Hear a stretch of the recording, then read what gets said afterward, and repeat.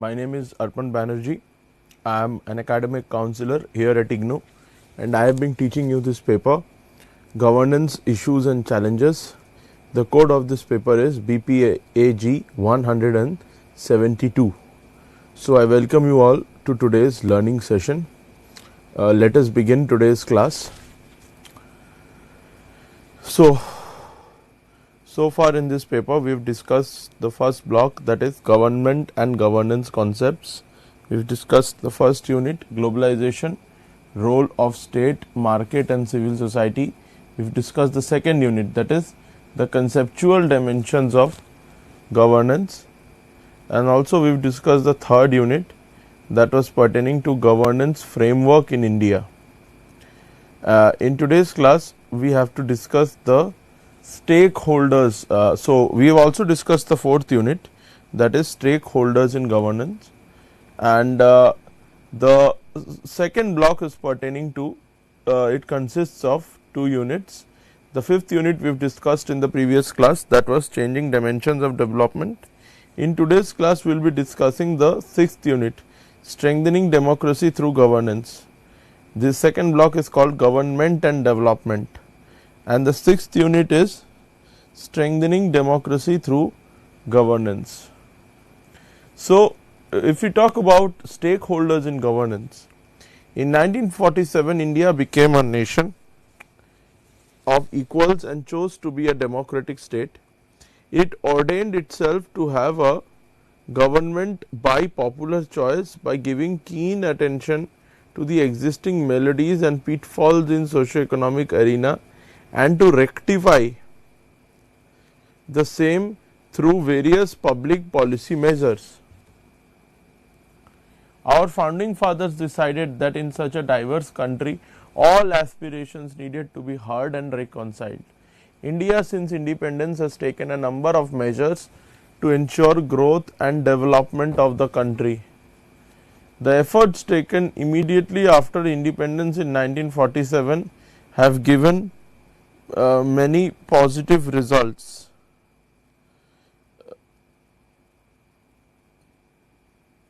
The GDP of India has increased, industrial production went up along with developments in health, education and other areas. The population of India in 1947 was 340 million. Only 12% of population of India in 1947 was literate, which was only 41 million people. According to 2011 census, India's population is 121 crore, that is 1.2 billion, and the literacy level has reached 73% of its population. India's GDP in 1950 was 30.6 billion and this increased to 2.4 trillion in 2017. India is now the fifth largest economy in the world. India has accounted for only 3% of the world's gross domestic product.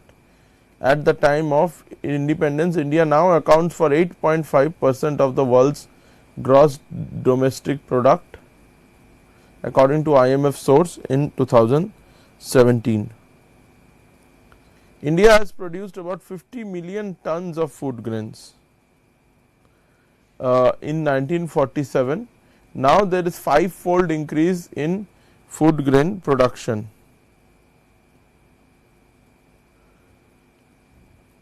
At the time of independence,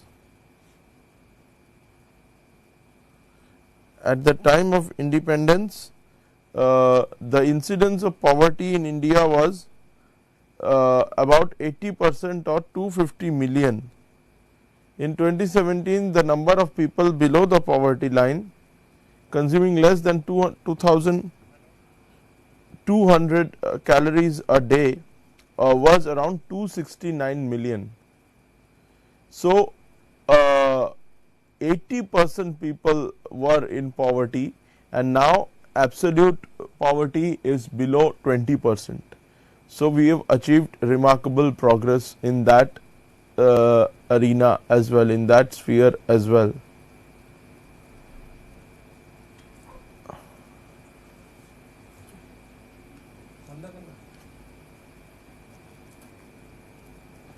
The percentage of people who are below the poverty line has come down to 27.5% in 2015-16. By looking at the above data, one can aver that India is progressing steadily in every field. In this situation, it is significant for the learners to appreciate the contribution of governance towards strengthening democracy and development. In subsequent sections, we shall discuss about how democracy has been strengthened through governance. We shall now first define democracy and explain its features. Governance refers to the traditions and institutions by which authority in a country is exercised, including the process by which governments are selected, monitored and replaced, the capacity of the government to effectively formulate and implement sound policies, and the respect of citizens and the state for the institutions that govern social and economic interactions among them, according to Kaufman, Cray and Zoido-Lobaton in 1999.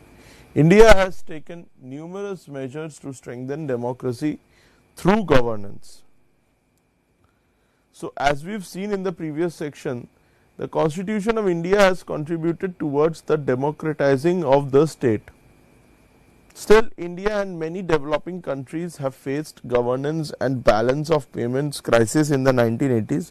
So, we discussed in the previous class that to deal with these balance of payments crisis, India had to open up its economy and carry out what was called a structural adjustment program.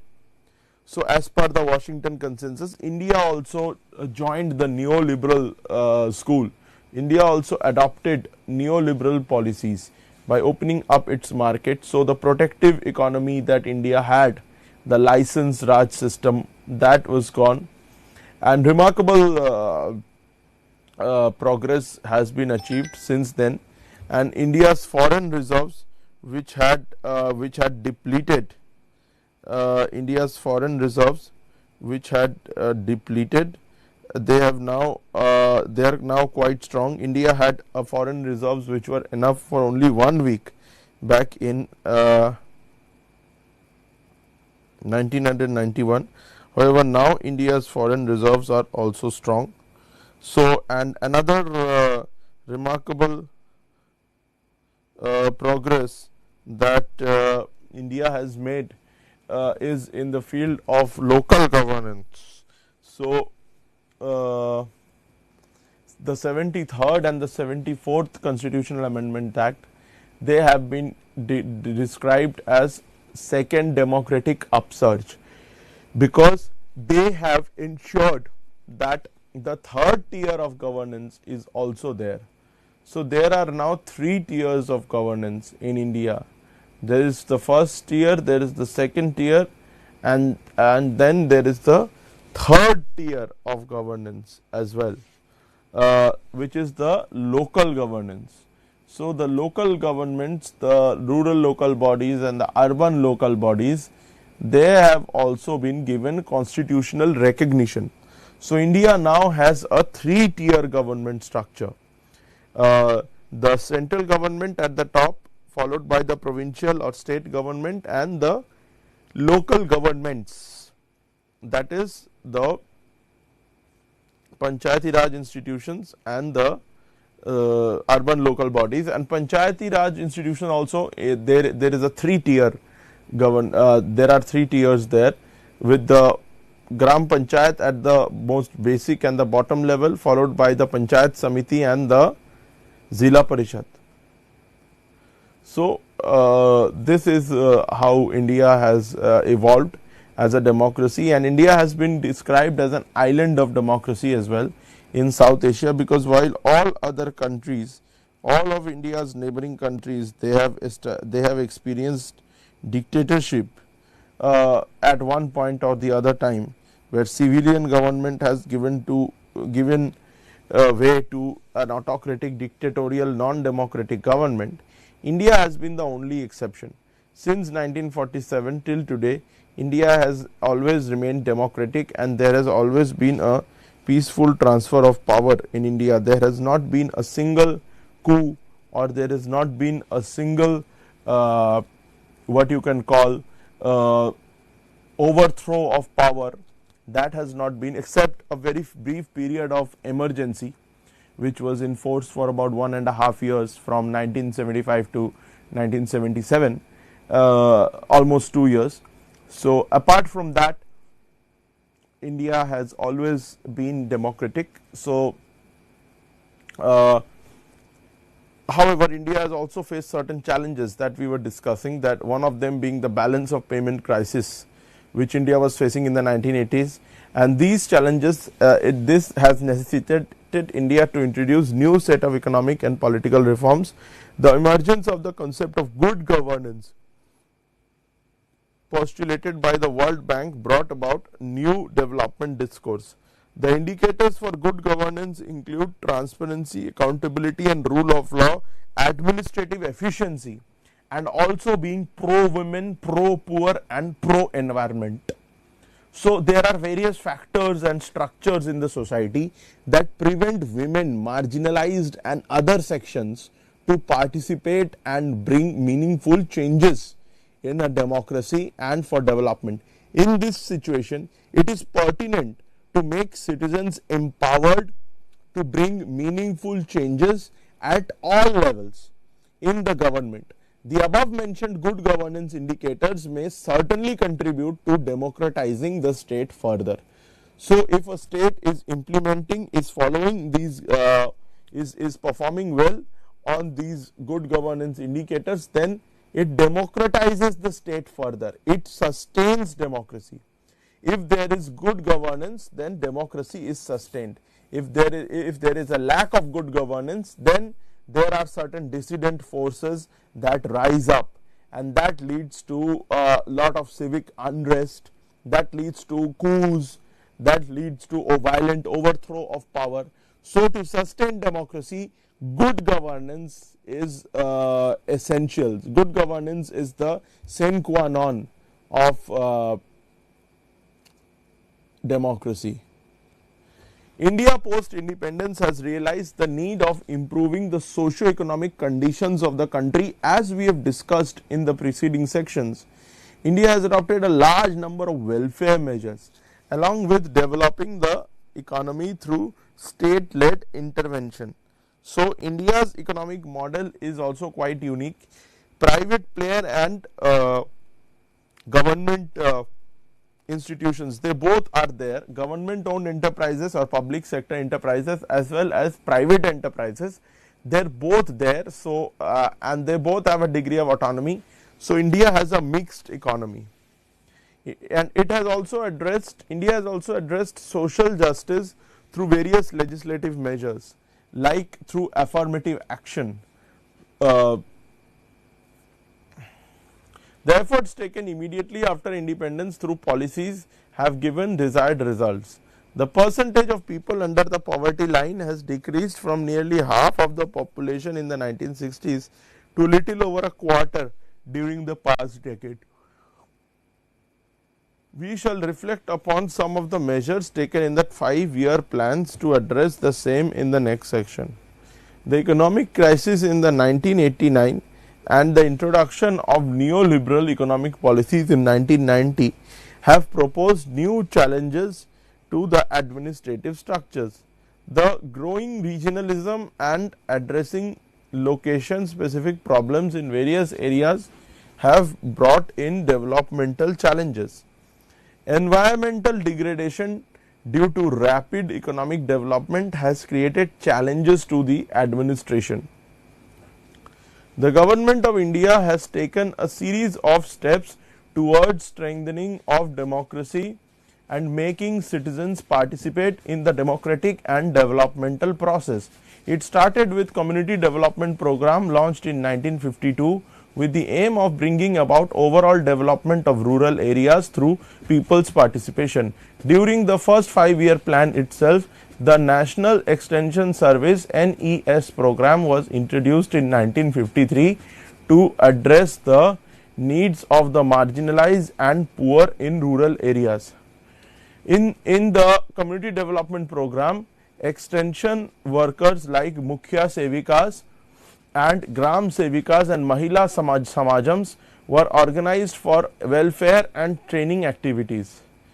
The erstwhile Planning Commission in 1957 appointed a committee headed by Balwant Rai Mehta to study the community development program and the National Extension Service program, to assess the extent of people's participation and to recommend ways to ensure this. So, this was the first committee formed to suggest what the structure of the Panchayati Raj institutions will be.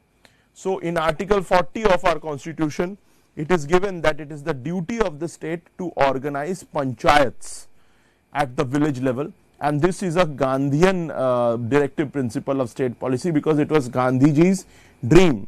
Gandhiji called India a collection of village republics. Gram Swaraj was the dream of Gandhiji, and that is why it is enshrined in Article 40 of our constitution.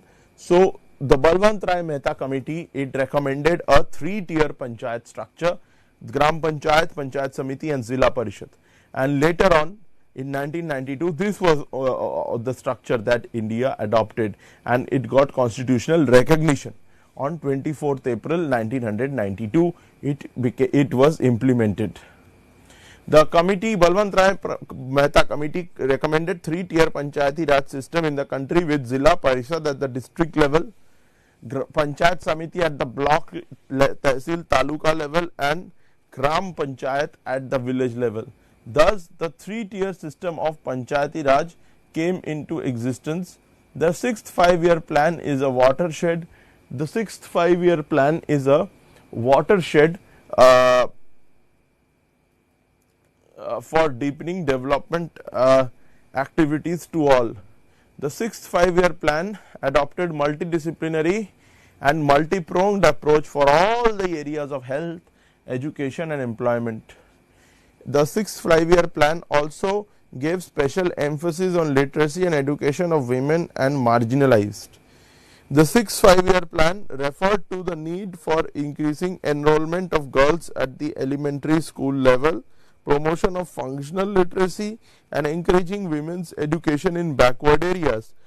The 7th 5-year plan too adopted multi-pronged strategy. The 7th 5-year plan assessed the success of the integrated rural development program and concluded that women have not benefited from the program. Hence, the 8th 5-year plan further expanded the developmental activities.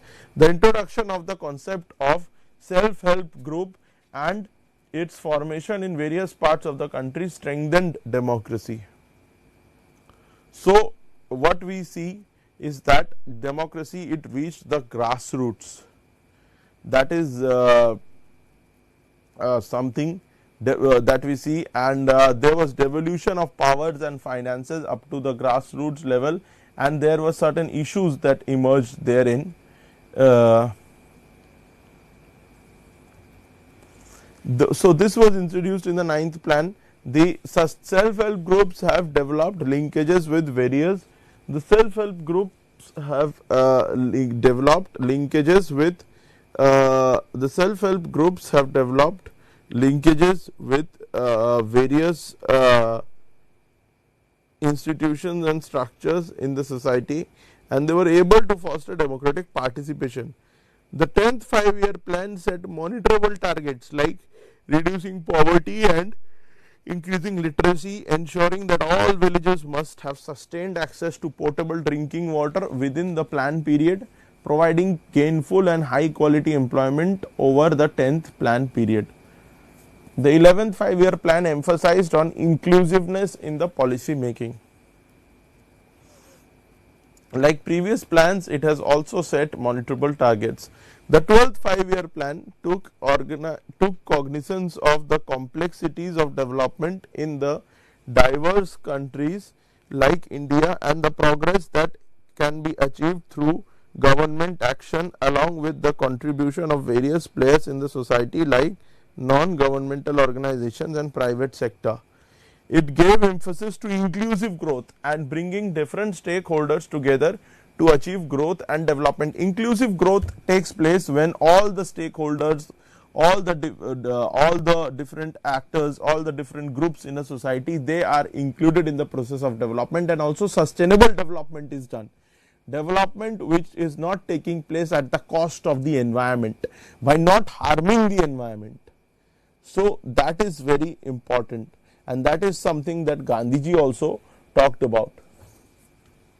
The 74th and 3rd and 74th Constitutional Amendment Acts enacted in 1992 have created permanent constitutional structures at the rural and urban areas and such as panchayats and municipalities to make people participate in the process of governance to deepen democracy.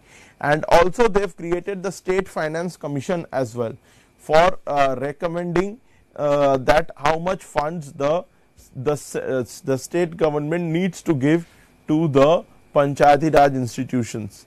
However, this has been one shortcoming of the 73rd amendment, that panchayats in India and urban local bodies in India, they have remained dependent on the state government for their finances. So they have not been yet able to achieve full fiscal or financial autonomy. That is a very big shortcoming.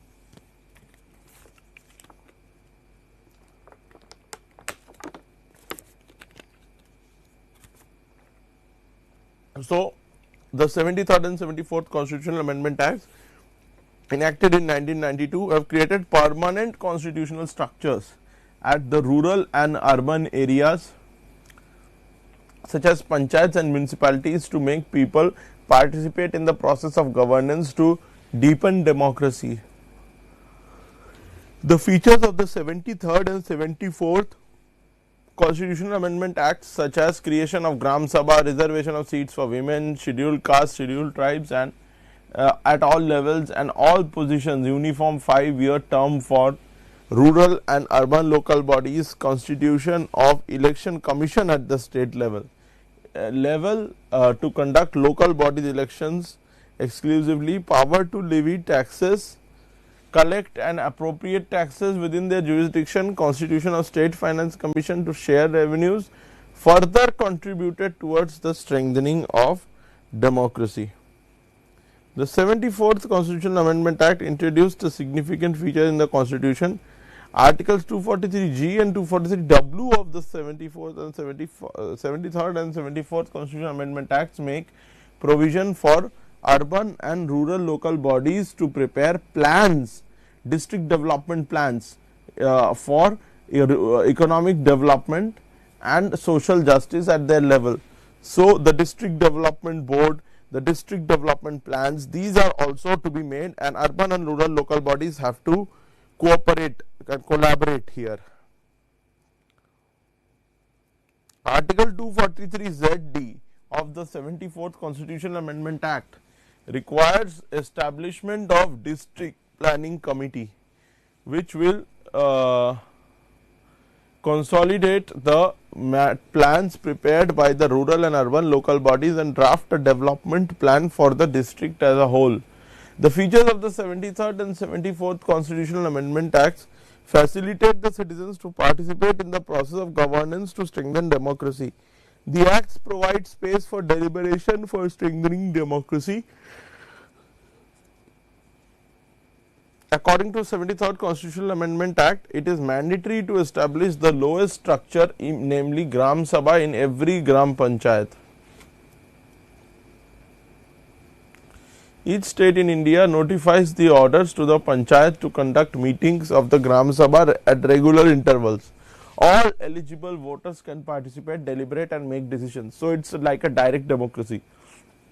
The Gram Sabha gives space for women and marginalized to bring their interest in the larger democratic space. The decisions are taken with the participation of all in the larger interest, and it becomes collective decision. In India, after independence, the state has concentrated more on welfare programs and introduced a number of measures to address the needs of the citizens and bring them closer to administration. In India, tribal communities are most marginalized sections of the society. They have remained comparatively isolated from the mainstream environment development process and maintain an uninterrupted long tradition of well knit cohesive social structure and value system backed by their own customs and traditions. They have also several indigenous traditional institutions to resolve their conflict and manage their resources and socio-political life. In 1996, to strengthen the grassroots level local bodies and provide self-government by tribals, Part 11 of the Constitution of India that deals with panchayats has been specially extended to the tribal areas through the act of the parliament called the Panchayat Extension to Scheduled Areas 5 Act or the PESA Act of 1996. So, this was brought in at the recommendation of the Bhuria committee. Under this, special treatment has been given to the social, political, cultural and economic aspects of tribal life. The government of India has changed its strategy under 12th 5-year plan and established the National Institution for Transforming India Niti Aayog by replacing the erstwhile Planning Commission through a resolution of the Union Cabinet on January 1, 2015. It is the premier policy think tank of the Government of India that provides the necessary policy inputs and technical advice to the central and state governments to take their country forward.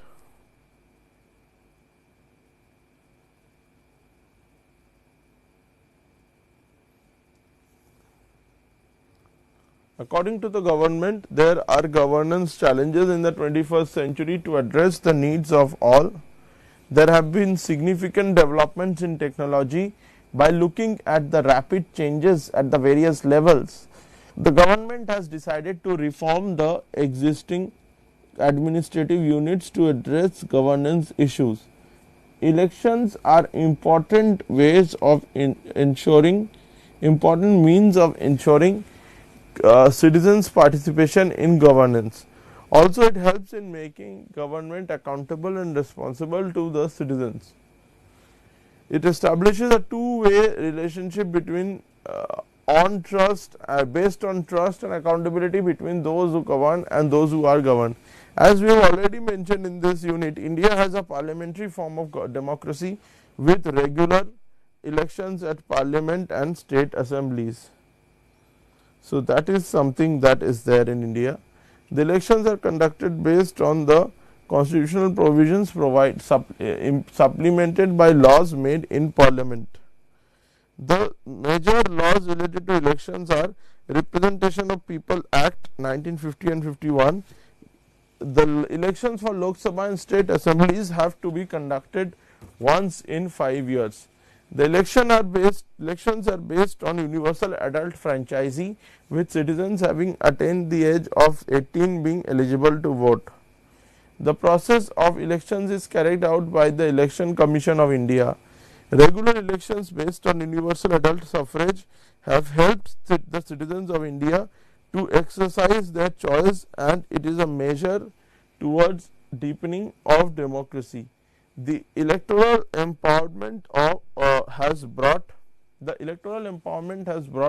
scheduled castes, scheduled tribes and other socio-religious minorities in the various social strata into the electoral fray.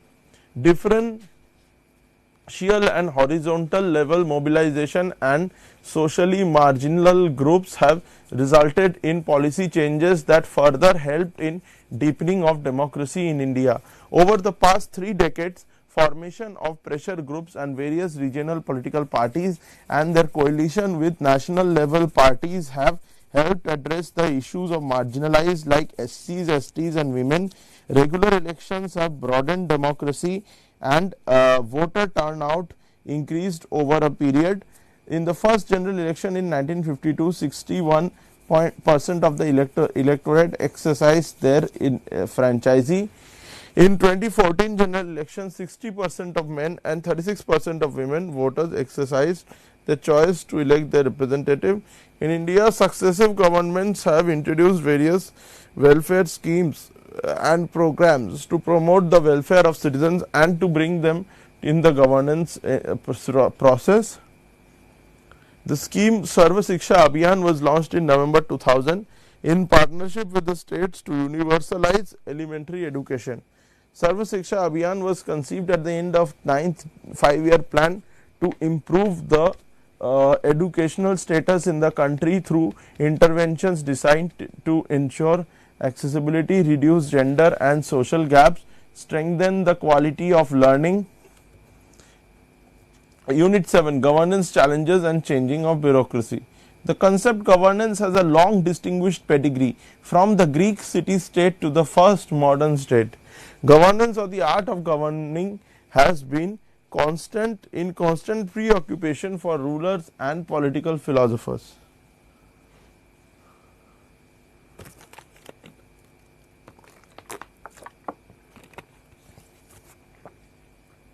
In India, in recent years, the idea of governance matters has become a global theme. In the 1990s, 8 donors and a range of international institutions, including multilateral development banks, the IMF, the Organization for Economic Cooperation and Development (OECD) and the United Nations Development Programme, formally adopted governance agenda. Governance has only recently entered the standard Anglophone socio-science lexicon and became a buzzword in various lay circles. Even now, the social scientific usages are often theoretical and eclectic. Lay usages are just as diverse and contradictory. When most of the people hear the word governance, they think of government, while since both have govern as the root word, but governance is just more than just government.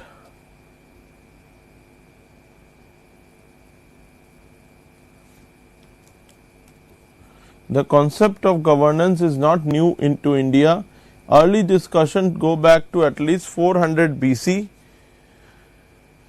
to the Arthashastra, a fascinating treatise of governance attributed to Kautilya, and even before that, in the Mahabharata, there is the Shanti Parv, where Bhishma Pitama is telling Yudhishthir how to govern.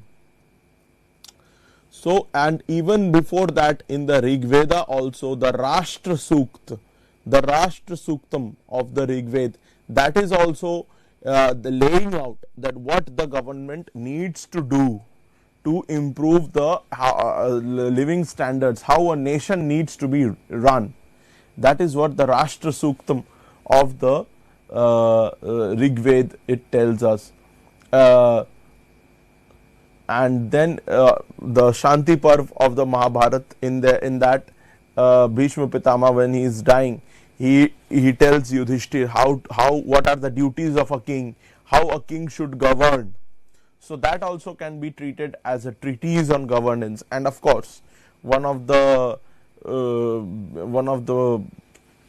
most prominent ancient Indian text that talks about governance is the Arthashastra of Kautilya or Chanakya, who is also known as Vishnugupta. So in the Arthashastra, Kautilya presented key pillars of the art of governance, emphasizing justice, ethics, and anti-democratic and anti-autocratic tendencies. He further detailed the study of kings to protect the wealth of the. He further detailed the duty of the king. So Kautilya further detailed the duty of the king to protect the wealth of the state and its subjects, and to enhance, maintain, and also safeguard such wealth as well as the interest of the subjects. The government as an instrument of the state has always been sole provider of goods and services. For example, Indian Airlines used to be the only agency for domestic air travel in India. Similar is the case in many areas such as telecommunication, power and so on. But since 1980s we find the emergence and active part being played by the private sector in the service delivery. Also we have civil society or people's association playing a key role. For the last few decades, governance has been a prominent area in public administration. It was Harlan Cleveland who first used the word governance as an alternative to the phrase public administration. In the mid 1970s, one of the themes in Cleveland's particularly thoughtful and provocative speeches, papers and books was what the people want is less government and more governance. So, less government and more governance, limited government, minimum government, maximum governance. Since Harlan Cleveland's initial conception, it would be only a slight exaggeration to say that governance has become the subject formerly known as public administration. A further shift in the concept of governance was witnessed when the prefix good was added to it, making it qualitatively positive concept. Ever since 1989, when the World Bank described the current situation in Africa as crisis in governance, the term governance has been widely, if not exclusively, associated with the politics of development in the post-colonial world. The term governance has gained prominence with the usage of the term by the international donor agencies such as the World Bank, the United Nations Development Program, etc. These institutions drew attention to certain deficiencies in the governance system of the developing countries. These included non-availability of information to the people, lack of accountability, poor management of public sector, absence of appropriate legal framework and so on. It is against this background that the concept of governance emerged to ensure effective and accountable management of the affairs of a country at all levels. Gradually, the concept of good governance was authenticated and popularized by the World Bank. Through its reports published around 3 decades ago, governance has become an acknowledged paradigm, slowly replacing the notion of government.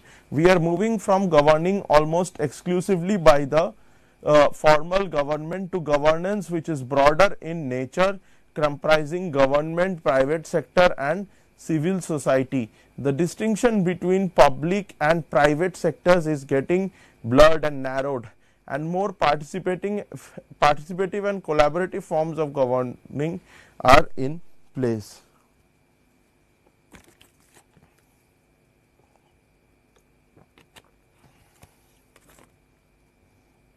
The conceptual roots of governance are located in the neoliberal theoretical discourses.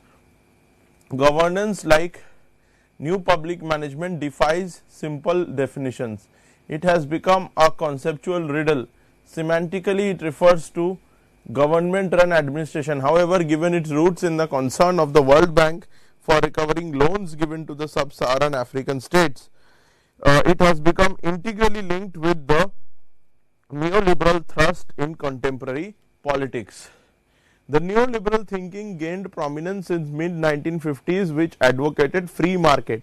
It gave importance to private sector, individual liberty and freedom, and propagated rollback of the state. It favored free markets and diluting the role of the welfare state.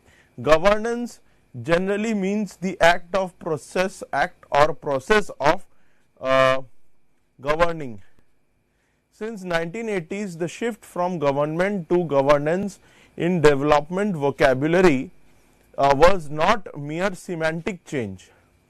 The Anglophone term governance can be traced to the classical Latin and ancient Greek words for the steering of boats. It originally referred mainly to the action or manner of governing, guiding or steering conduct, and overlapped with government.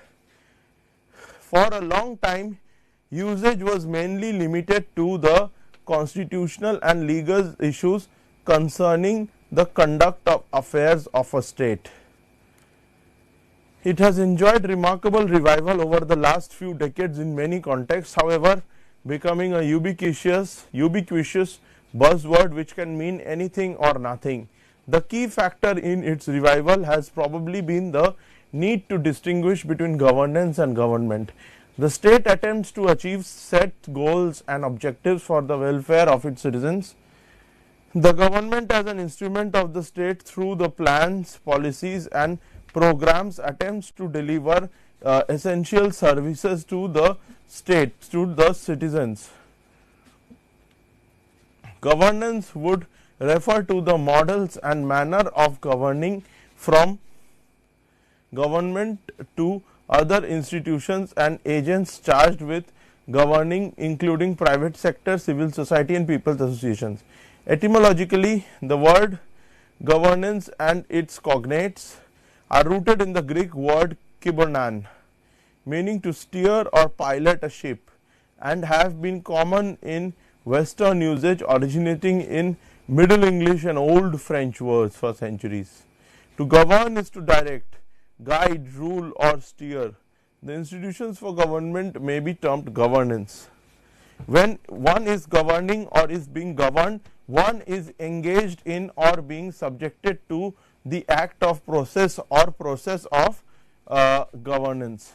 In contemporary popular usage, governance refers to how actors, whether multinational entities, government, public agencies, private corporations, communities, social or political groups, individuals or combinations of these are governed, directed or guided in order to accomplish purposes or on which they agree or have in common. By implication, governance in this generic sense might imply such descriptive characteristics or qualities as adaptability, transparency, means for resolving conflict, structures for consultation, deliberation and decision making, processes through which authority and influence are distributed among actors, and mechanisms for enforcing rules and agreements. Governance refers to opening up the arena of government to multiple actors, mobilizing the collective efforts of the government, private sector and the community. It focuses on ensuring people's accountability, people's participation and transparency, rule of law, effectiveness and efficiency. It fosters networking among several stakeholders and involves multiple actors and institutions. In general, there has been an ever expanding, often confusing variety of meanings and applications of the term governance. New definitions of governance have continued to proliferate in academic and policy discourses.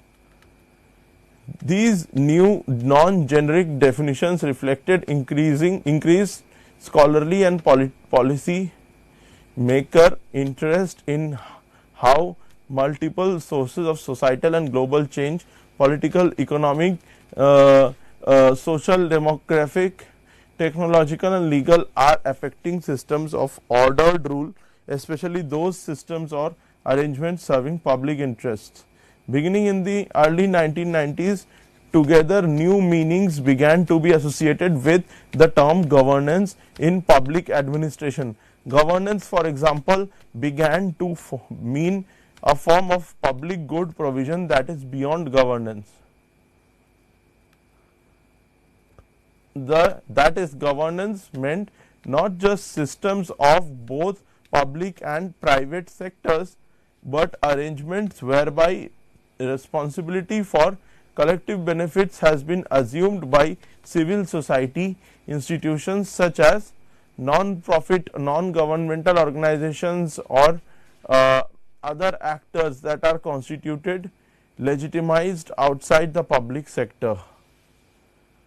At the same time, among institutions concerned with developing world and the newly emerging states such as the World Bank and the International Monetary Fund, governance increasingly came to imply good governance, that is government that meets specific criteria for competence such as transparency, effectiveness, honesty, participation and inclusivity.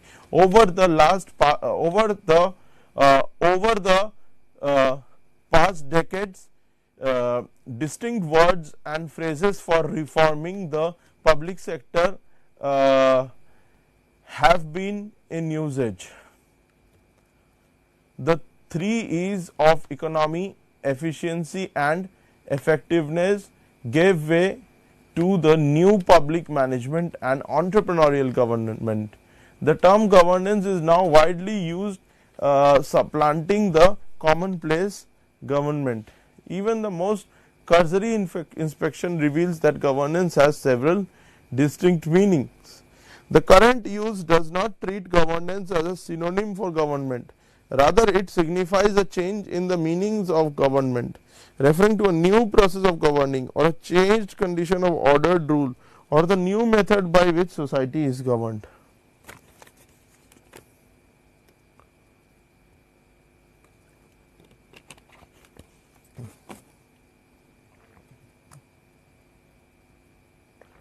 Lin categorizes the meanings and applications in the governance literature and the issues each raises for the study and practice of public administration as governance as a generic term, governance as a synonym with the state, with the public sector government, governance as synonymous with good government, governance beyond government, governance not government.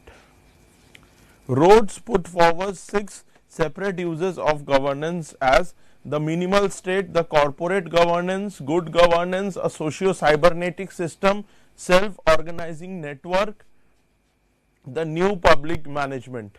The notion of governance rests on theoretical principles or premises, the existence of crisis of governability, that this crisis reflects problems in traditional forms of state intervention, the emergence of a tendency or of a convergent political trend in all the developed countries that is giving rise to a new form of governance better adapted to the context. There are varied interpretations of governance put forward by scholars, implying shift from bureaucratic state to the hollow state or the third party government, market based approaches to the government, development of social capital, civil society and high levels of citizen participation, interjurisdictional cooperation and network management. Government in postmodern state involves multiple levels of interlocked and overlapping arenas of collective policy implementation. Governments now operate in the context of supranational, international, transgovernmental, transnational relations in elaborate patterns of federated power sharing and interdependence. Today, the quality of governance is attracting more and more attention among the countries. The number of democratic regimes continues to rise and good governance has become an important criteria for a country's credibility and respect on the international stage. The use of the term good governance was initially articulated in a 1989 World Bank publication. Therein, the concept of good governance was identified as a structural necessity for market reform. In 1992, the World Bank published a report entitled Governance and Development, which explored the concept further and its application to the bank's activities. In 1997, the bank redefined the concept and underlined the need for an effective state apparatus in association with good governance as a necessary precondition for development. Other international financial institutions, IFIs, such as Indian International Monetary Fund and the Organization for Economic Cooperation and Development (OECD), have also contributed to the World Bank policy dialogue. Since good is a subjective term, it is important to be specific in its use.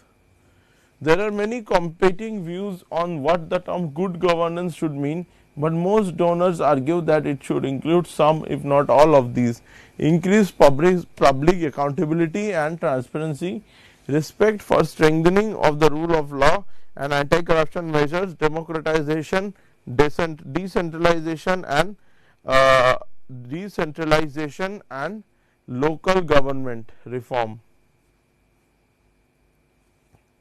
Increase civil society participation and respect for human rights and the environment. Good governance has certain qualities to it. It promotes equity, participation, pluralism, transparency, accountability and the rule of law, and it is efficient, effective, responsive and sustainable over the long run.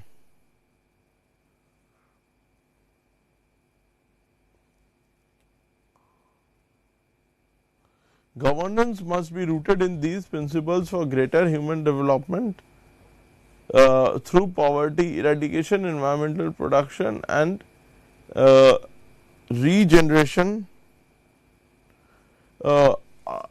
gender equality and sustainable livelihoods.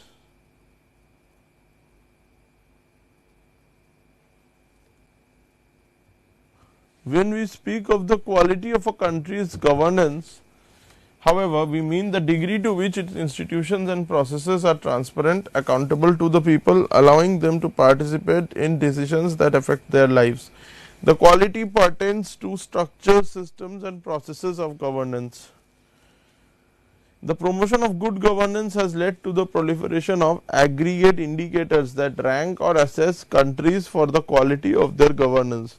The most comprehensive set of aggregate indicators is the World Bank's Worldwide Governance Indicators, a database now covering 215 countries and territories and measuring 3 dimensions of governance defined as the exercise of authority through formal and informal traditions and institutions for the common good.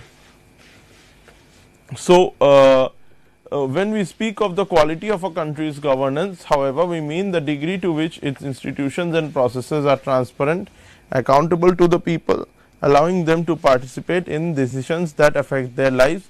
The quality pertains to structure, systems and processes of governance. Good governance has certain qualities to it. It promotes equity, participation, pluralism, transparency, accountability and the rule of law, and it is effective, efficient, responsive, sustainable over the long run. So, if we talk about good governance is citizen centered, citizen centric, it is responsive, there is integrity on behalf of those who are ruling, and it is corruption free, it is transparent, it is efficient, and it is based on rule of law. So, governance must be rooted in these principles for greater human development through poverty eradication, environmental protection and regeneration, under gender equality and sustainable livelihoods. There are many competing views on what the term good governance should mean, but most donors argue that it should include some if not all of these: increased public accountability and transparency, respect for and strengthening of the rule of law and anti-corruption measures, democratization, decentralization and local government reforms that has taken place in India through the 73rd and 74th amendments and through the establishment of the State Finance Commission and the State Election Commission as well. Increased civil society participation and respect for human rights and the environment.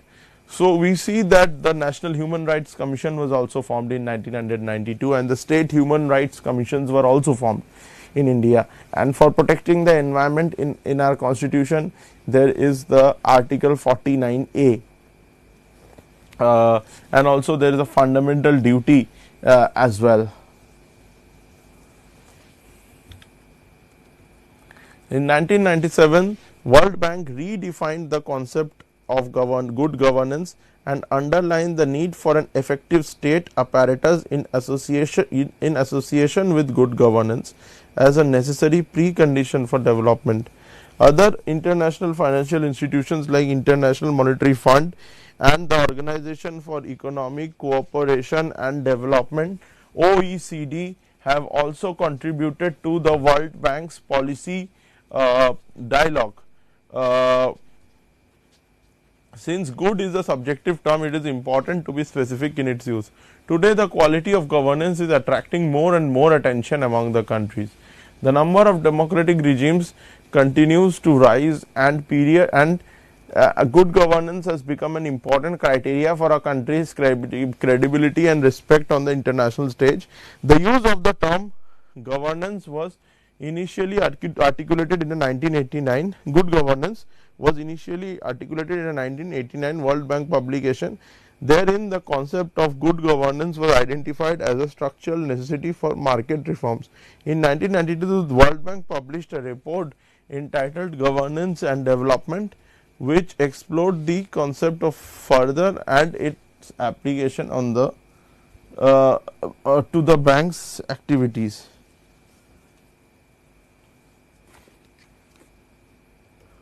Interjurisdictional cooperation and network management. Government in the post-modern state involves multiple levels of interlocked and overlapping arenas of collective policy implementation.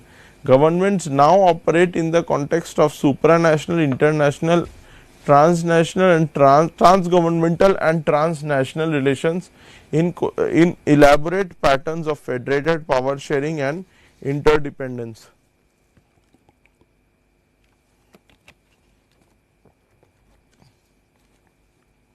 There are varied interpretations of governance put forth by scholars, implying shift from bureaucratic state to the hollow state or the third party government, market based approaches to government, which is available in countries like the United States.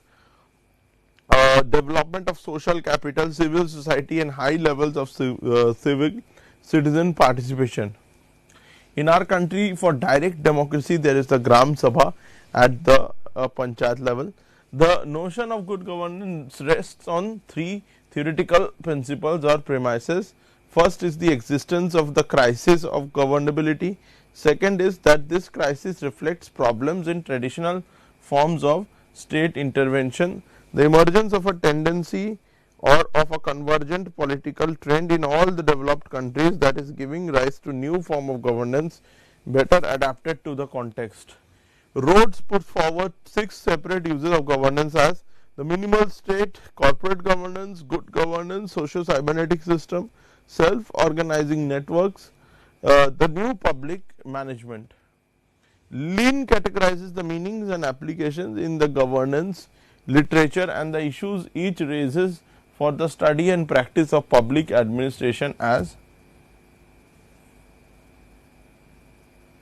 governance as a generic term, governance as synonymous with the state, with the public sector, that is government, governance as synonymous with good government, governance beyond government, governance not government. The current use does not treat government as a symbol for government, as synonym for government, rather it signifies a change in the beginning of meaning of government, referring to a new process of governing or a changed condition of ordered rule, new method by which society is governed. So, the 3 E's of economy, efficiency and effectiveness gave way to new public management and entrepreneurial government, and also there are the 3 F's: funds, functions and functionaries, which are extremely important for governance. The term governance is now widely used, supplanting the commonplace government. Even the most cursory information reveals that governance has several distinct meanings.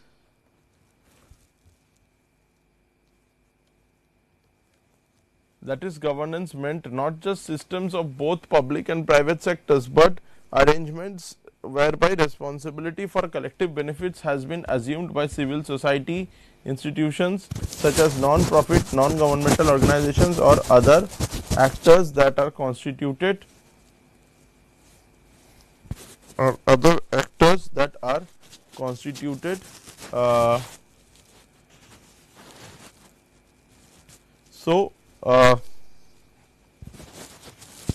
legitimized outside the public sector. So, we are done with today's class. We have discussed the different aspects of governance, and before that we have also discussed the 6th unit, the different dimensions of development and all. So, and that is how we end today's class. So, in the next class we will start with the 8th unit, and so I thank you all for joining today's class. I hope you understood whatever we have discussed today.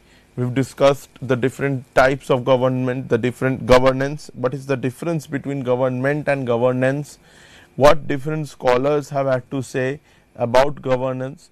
All those things we have discussed in detail in today's class. So, I thank you all for joining today's class. We will continue in the next class. Namaste.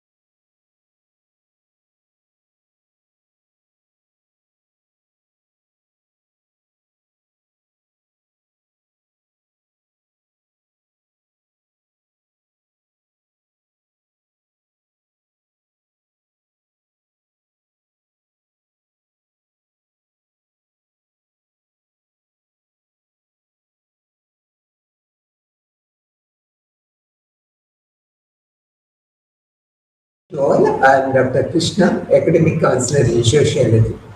ఈరోజు మనము BSOE 146 marriage, family and kinship అనే book నుంచి unit number 2 family అంటే తెలుగులో మనం కుటుంబం అంట ఈ లెసన్ గురించి తెలుసుకుందాము. కుటుంబము అనే పదము ఫామిలియా అనే లాటిన్ పదం నుంచి వచ్చింది. దీని అర్థము గృహస్థులు. ఇది ప్రాథమిక సమూహానికి అత్యంత సమర్థవంతమైనది. ఉదాహరణకు తీసుకున్నట్లయితే కుటుంబం అనేది ఒక సమూహము మరియు ఒక సంస్థ. ఎందుకంటే దాని పునాదిలో కొన్ని నియమాలు మరియు విధానాలు ఉంటూ ఉంటాయి. మానవ శాస్త్రవేత్తలందరూ సహజీవన నియమాలు, అధికార నమూనాలు, వంశపారంపర్యము, వివాహము, ఆస్తి మరియు బంధుత్వ పరంగా సహా వివిధ కోణాలలో కుటుంబాన్ని అధ్యయనం చేస్తూ ఉంటారు. ఒక సంస్థగా ఇది మానవుని యొక్క ప్రాథమిక జీవ మరియు సామాజిక అవసరాలపై స్థాపించబడింది. ఇది సమాజంలో అత్యంత ప్రాథమిక మరియు మౌలిక యూనిట్గా పరిగణించబడుతుంది మరియు అందువల్ల మానవ సమాజాలలో ఒక సారస్వతిక సమూహంగా ఉంటూ ఉంటుంది. ఒక కుటుంబము సమూహంలోని సభ్యులను ప్రాథమికంగా ఏకం చేసేది బంధుత్వ బంధమే. ఒక కుటుంబాన్ని చెక్కు చెదరకుండా ఉంచటానికి బంధన శక్తిగా పనిచేసే ఏకీకరణ యొక్క 2 ప్రాథమిక సూత్రాలు వివాహము మరియు వంశపారంపర్యము ద్వారా ఏర్పడే సంబంధాలపై ఆధారపడి ఉంటుంది.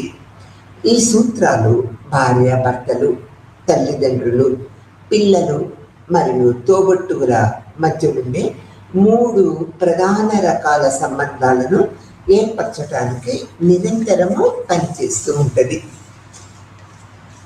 ఆ తర్వాత భావనాత్మక అవగాహన. కుటుంబం అంటే ఏంటో భావనాత్మక అవగాహన.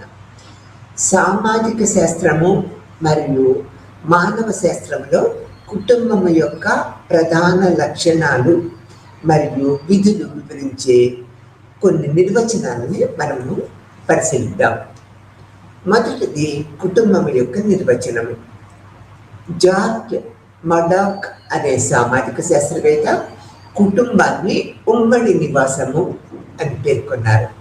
ఇది ఆర్థిక సహకారము మరియు పునరుత్పత్తి వంటి లక్షణాలతో కూడిన ఒక సామాజిక సమూహంగా అతను నిర్వచించారు. ఇందులో ఇరు లింగాల పెద్దలు ఉంటారు. వీరిలో కనీసము 2 సామాజికంగా ఆమోదించబడిన లైంగిక సంబంధాన్ని కొనసాగిస్తూ ఉంటారు మరియు లైంగికంగా సహజీవనం చేసే పెద్దలకు సొంతమైన లేదా దత్తత తీసుకున్న 1 లేదా అంతకంటే ఎక్కువ మంది పిల్లలు కలిగి ఉంటారని చెప్పుకోవాలి. రెండో పాయింట్కి వచ్చినట్లయితే మరికొందరు కుటుంబాన్ని వివాహము, వంశపారంపర్య లేదా దత్తత బంధాల ద్వారా ఏకైక వ్యక్తుల సమూహంగా నిర్వహిస్తూ ఉంటారు.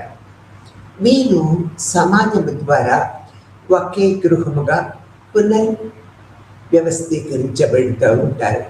పిల్లలను పెంచే బాధ్యతను కలిగి ఉంటూ ఉంటారు. USA జనాభా లెక్కల ప్రకారము రక్త సంబంధము, వివాహము లేదా దత్తత ద్వారా ఒకరికొకరు బంధుత్వము కలిగి నివసించే 2 లేక అంతకంటే ఎక్కువ మంది వ్యక్తులచే కుటుంబం అని నిర్వహిస్తూ ఉంటూ ఉంటారు.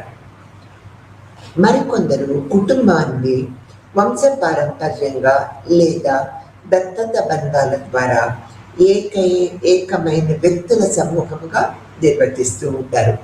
వీరు సమాజము ద్వారా ఒకే గృహంగా పునర్వ్యవస్థీకరించబడింది పిల్లలను పెంచే బాధ్యతను కూడా కలిగి ఉంటారు. పై నిర్వచనాల ప్రకారము కుటుంబం అనేది ఉమ్మడి నివాసము, ఆర్థిక సహకారము మరియు పునరుత్పత్తి వంటి లక్షణాలతో కూడిన ఒక సామాజిక సమూహము. అయితే కుటుంబాన్ని బంధువులు, గృహస్థులు మరియు కుటుంబ సమూహము వంటి ఇతర సారూప్య సామాజిక సమూహాల నుంచి వేరుగా గుర్తించడము ముఖ్యమైన విషయంగా చెప్పుకుంటూ ఉంటాము. ఇవి కుటుంబం అంటే ప్రముఖులు రచించిన నిర్వచనాలు. తర్వాత కుటుంబము మరియు బంధుత్వం మధ్య తేడాలు ఎలా ఉంటాయో తెలుసుకుందాము. సాధారణ వాడుకలో కుటుంబము మరియు బంధుత్వము అనే పదాలు ఒకేలాగా అనిపించినప్పటికీ మానవ శాస్త్ర సాహిత్యంలో ఈ రెండు విభిన్నమైనవి. కుటుంబము అనేది భార్యాభర్తలకు మరియు వారి పిల్లలకు మధ్య ఉన్న సంబంధాన్ని సూచిస్తూ ఉండగా వారిని తోబుట్టువులుగా వర్ణిస్తూ ఉంటారు. బంధుత్వము అనే పదము పరిధిలో పెద్ద సంఖ్యలో వ్యక్తులను కలిగి ఉంటుంది మరియు ఒక బంధుత్వాన్ని ఏది ఏర్పరుస్తుందనేది ఆ పదాన్ని వర్తింపజేసి సామాజిక వ్యవస్థ సందర్భంపై తప్పనిసరిగా ఆధారపడి ఉంటుంది. ఈ ప్రయోజనం కోసము జీవ సంబంధమైన తల్లిదండ్రులను మరియు సామాజిక తల్లిదండ్రులను మధ్య వ్యత్యాసాన్ని గుర్తిస్తూ ఉండాలి. మరియు కొన్ని సమాజాలలో తండ్రి అని పిలువబడే ఒక వ్యక్తి జీవ సంబంధమైన తల్లిదండ్రులు కాకపోవచ్చు. ఉదాహరణ తీసుకున్నట్లయితే మలగాసిలోని తానాలా తెగలో ఒక ఆచారం ఉంది. దాని ప్రకారము భర్త తన భార్యను వ్యభిచార కారణంగా విడాకులిచ్చిన తర్వాత ఆమెకు పుట్టే మొదటి 3 పిల్లలను తన సొంత పిల్లలుగా చెప్పుకుంటూ ఉంటారు, చెప్పుకోవచ్చు అన్నమాట. అప్పుడున్న సామాజిక పరిస్థితులు ఆ విధంగా ఉన్నాయి. తర్వాత కుటుంబము మరియు గృహస్థుల మధ్య వ్యత్యాసము. కుటుంబము మరియు గృహము అనే పదాలను తరచుగా ఒకదానికొకటి పర్యాయ పదాలుగా ఉపయోగిస్తూ ఉంటాము. కానీ అవి రెండు ఒకటి కాదు.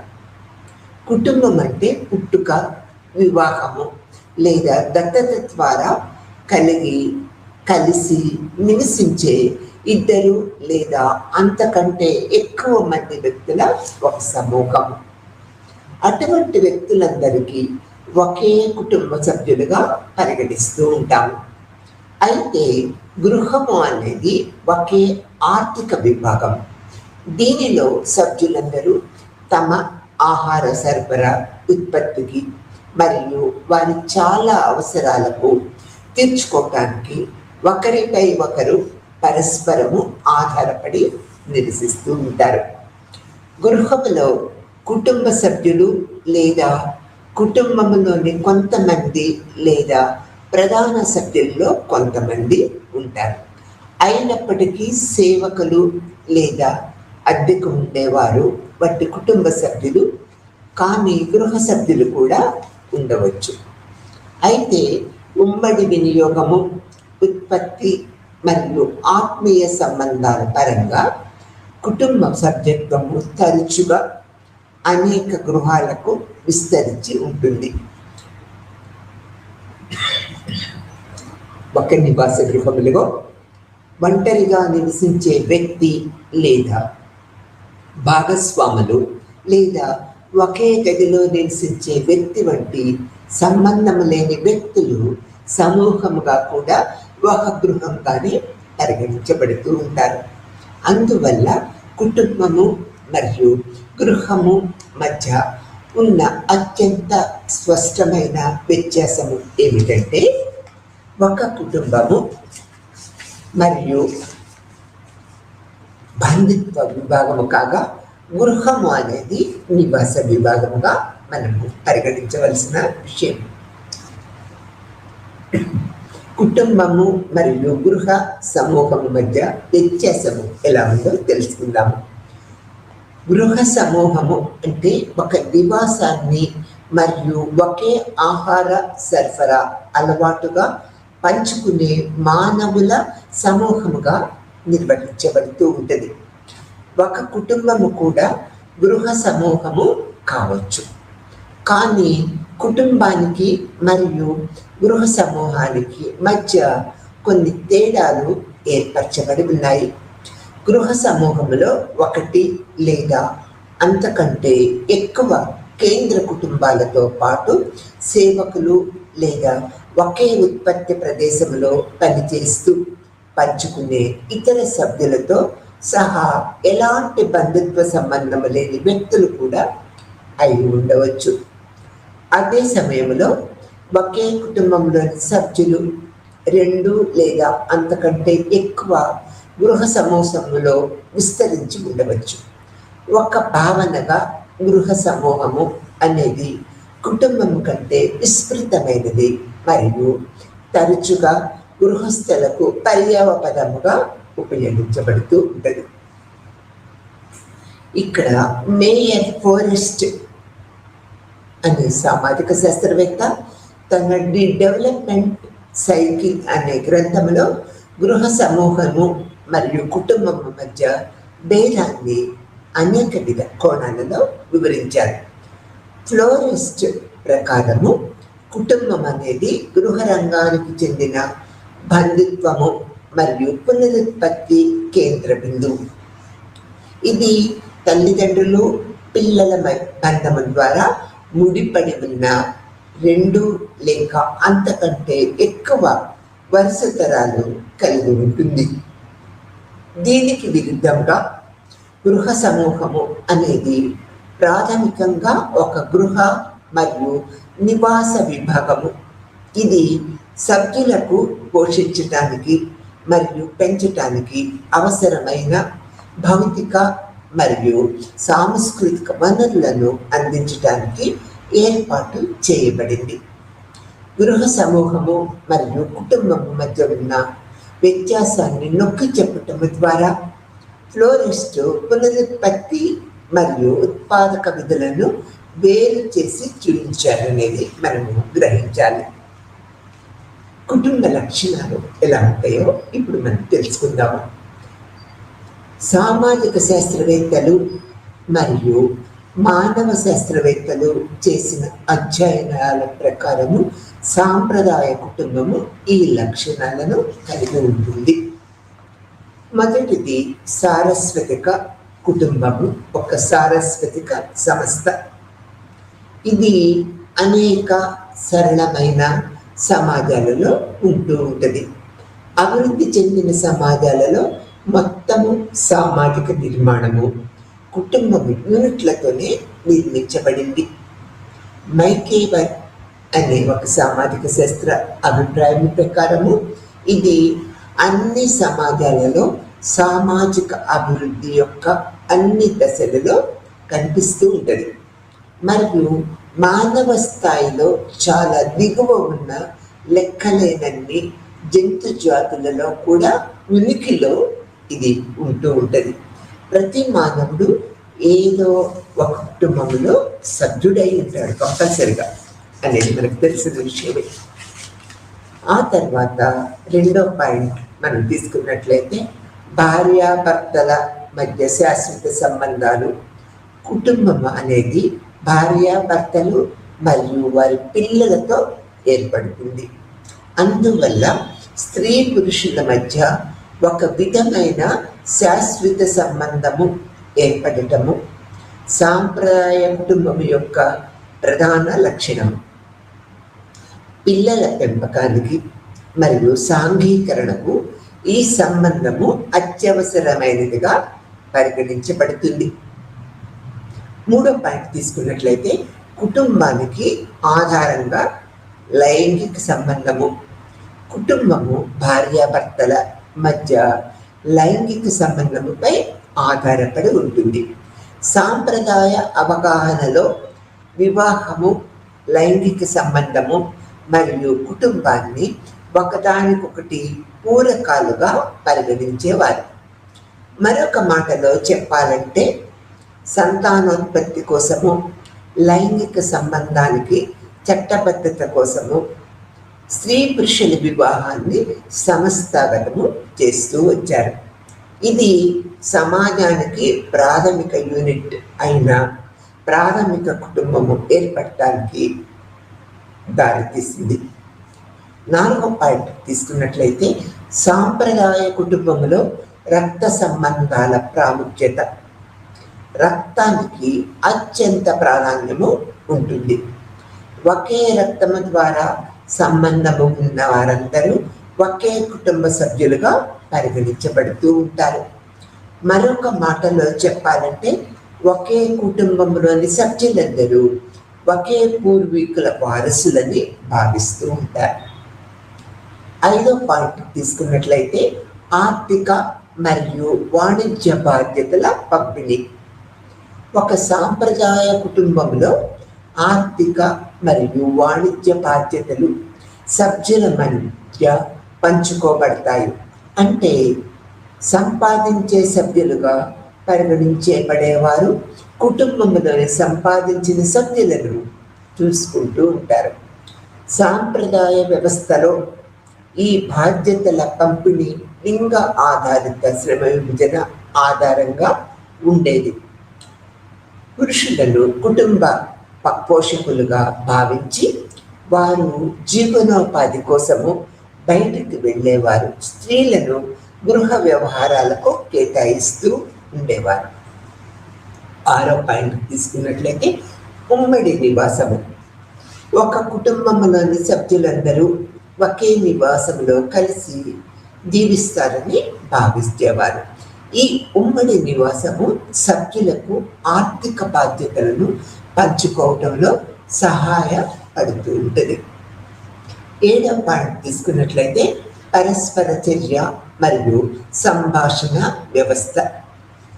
కుటుంబము అనేది భార్యాభర్తలు, తల్లిదండ్రులు, కొడుకు మరియు కూతురు మొదలైన వారి సామాజిక పాత్రలలో ఒకరితో ఒకరు పరస్పరముగా సంభాషించుకునే వ్యక్తులతో కూడి ఉంటుంది.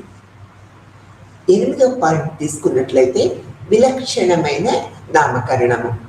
ప్రతి కుటుంబాన్ని ఇంటి పేరు అనే విలక్షణమైన నామకరణం ఆధారంగా గుర్తిస్తూ ఉంటారు. కుటుంబంలోని పెద్ద మగ సభ్యుని పేరును ఇంటి పేరుగా తీసుకోవటము ఒక సాధారణ ఆచారం. ఈ ఆచారము సమాజం నుంచి సమాజానికి మారుతూ ఉన్నప్పటికీ పితృస్వామ్య కుటుంబంలో కనిపించేదే అత్యంత సాధారణమైనది. కుటుంబ విధులు పరిశీలిద్దాం. వివిధ సమాజాలలో కుటుంబము అనేక విధులను నిర్వహిస్తూ ఉంటుంది. కుటుంబము యొక్క కొన్ని సాధారణ విధులను మనం పరిశీలించినట్లయితే లైంగిక అవసరాల సంతృప్తి. ఇది కుటుంబము నిర్వచించే ఒక ముఖ్యమైన విధి. లైంగిక ప్రవృత్తి అనేది మానవులలో ఒక సహజమైన మరియు జీవ సంబంధమైన ప్రేరణ. లైంగిక కోరికల సంతృప్తికి స్త్రీ పురుషులు భార్యాభర్తలుగా కలిసి జీవించటము అవసరము. అందువల్ల భార్యాభర్తలు తమ లైంగిక ప్రవృత్తిని సంతృప్తిపరచుకోగల ఏకైక ప్రదేశము కుటుంబము మాత్రమే. కుటుంబము వివాహ వ్యవస్థ ద్వారా స్త్రీ పురుషుల లైంగిక కోరికలను తీరుస్తుంది. కుటుంబం లేకుండా లైంగిక అవసరాల సంతృప్తి అసాధ్యము. సాంప్రదాయ కుటుంబము కంటే ఆధునిక కుటుంబ లైంగిక ప్రవృత్తిని అధిక స్థాయిలో సంతృప్తి పరుస్తూ ఉంటుంది. ఇంకొక పాయింట్ తీసుకున్నట్లయితే పునరుత్పత్తి. జాతిని కొనసాగించే పని ఎల్లప్పుడూ కుటుంబం యొక్క ముఖ్యమైన విధి. కొనసాగుతున్న సమాజము తన సభ్యులను భర్తీ చేసుకోవాలి. ఇది ప్రధానముగా తన సొంత సభ్యుల జీవ సంబంధమైన పునరుత్పత్తిపై ఆధారపడి ఉంటుంది. పునరుత్పత్తి మరియు పెంపకానికి కుటుంబము ఒక అత్యుత్తమైన సంస్థగా మనము చెప్పుకోవాల్సినదిగా ఉంటుందన్నమాట.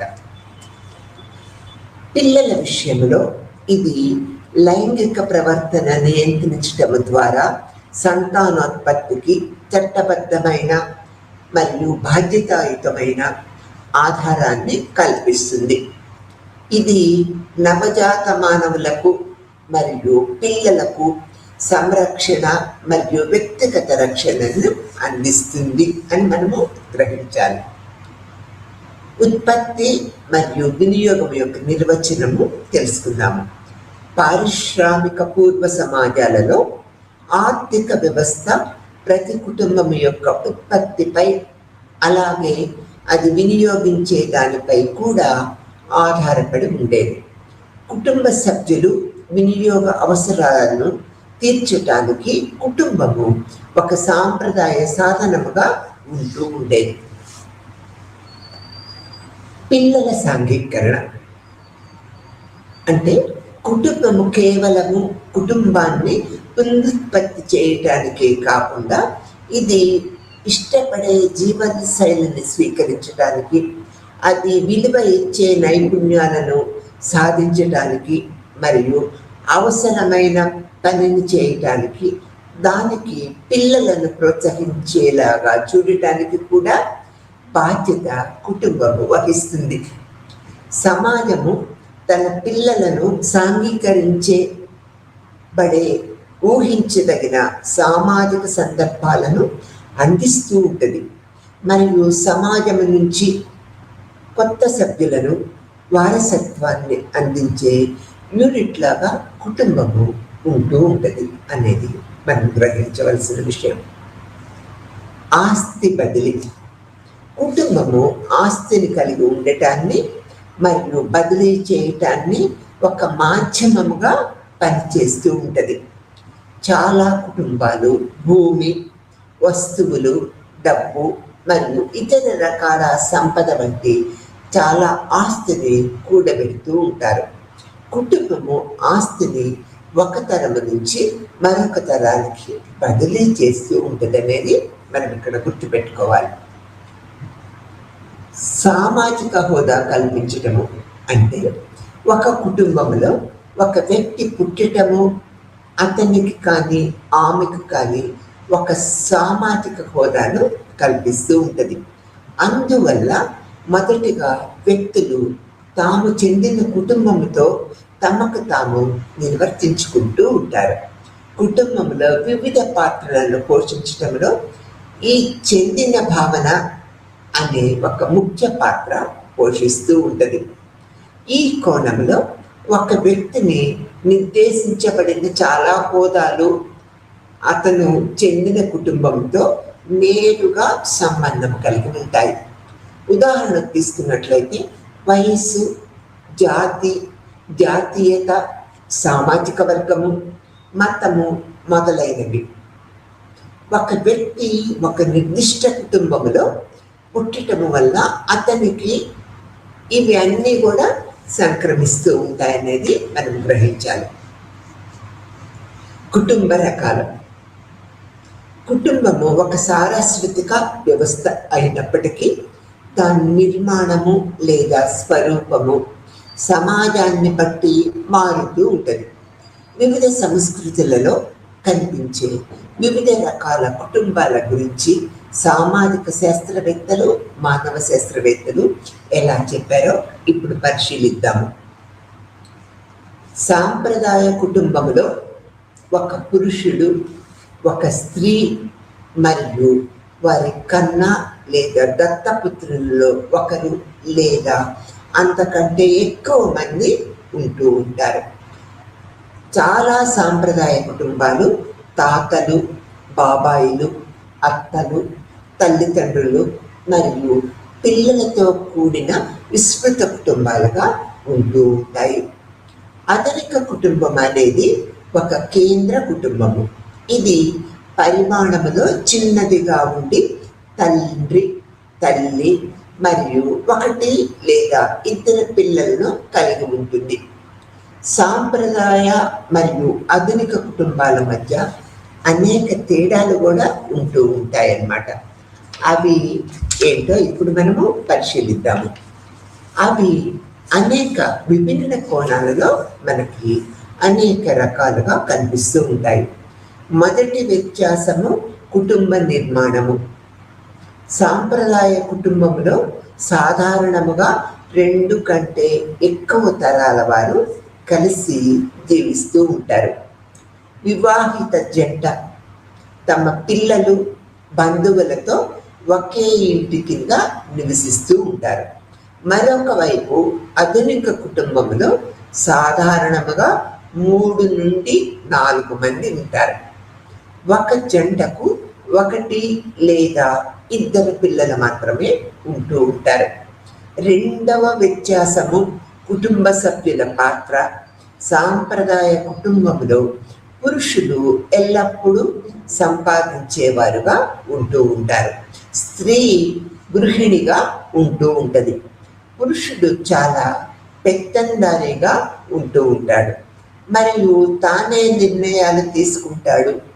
స్త్రీ ఇంటి పనులు చేస్తూ ఉంటుంది. పిల్లల్ని చూసుకోవటము మరియు అత్తమామలకి సేవ చేయటము స్త్రీలు బాధ్యత వహిస్తూ ఉంటారు.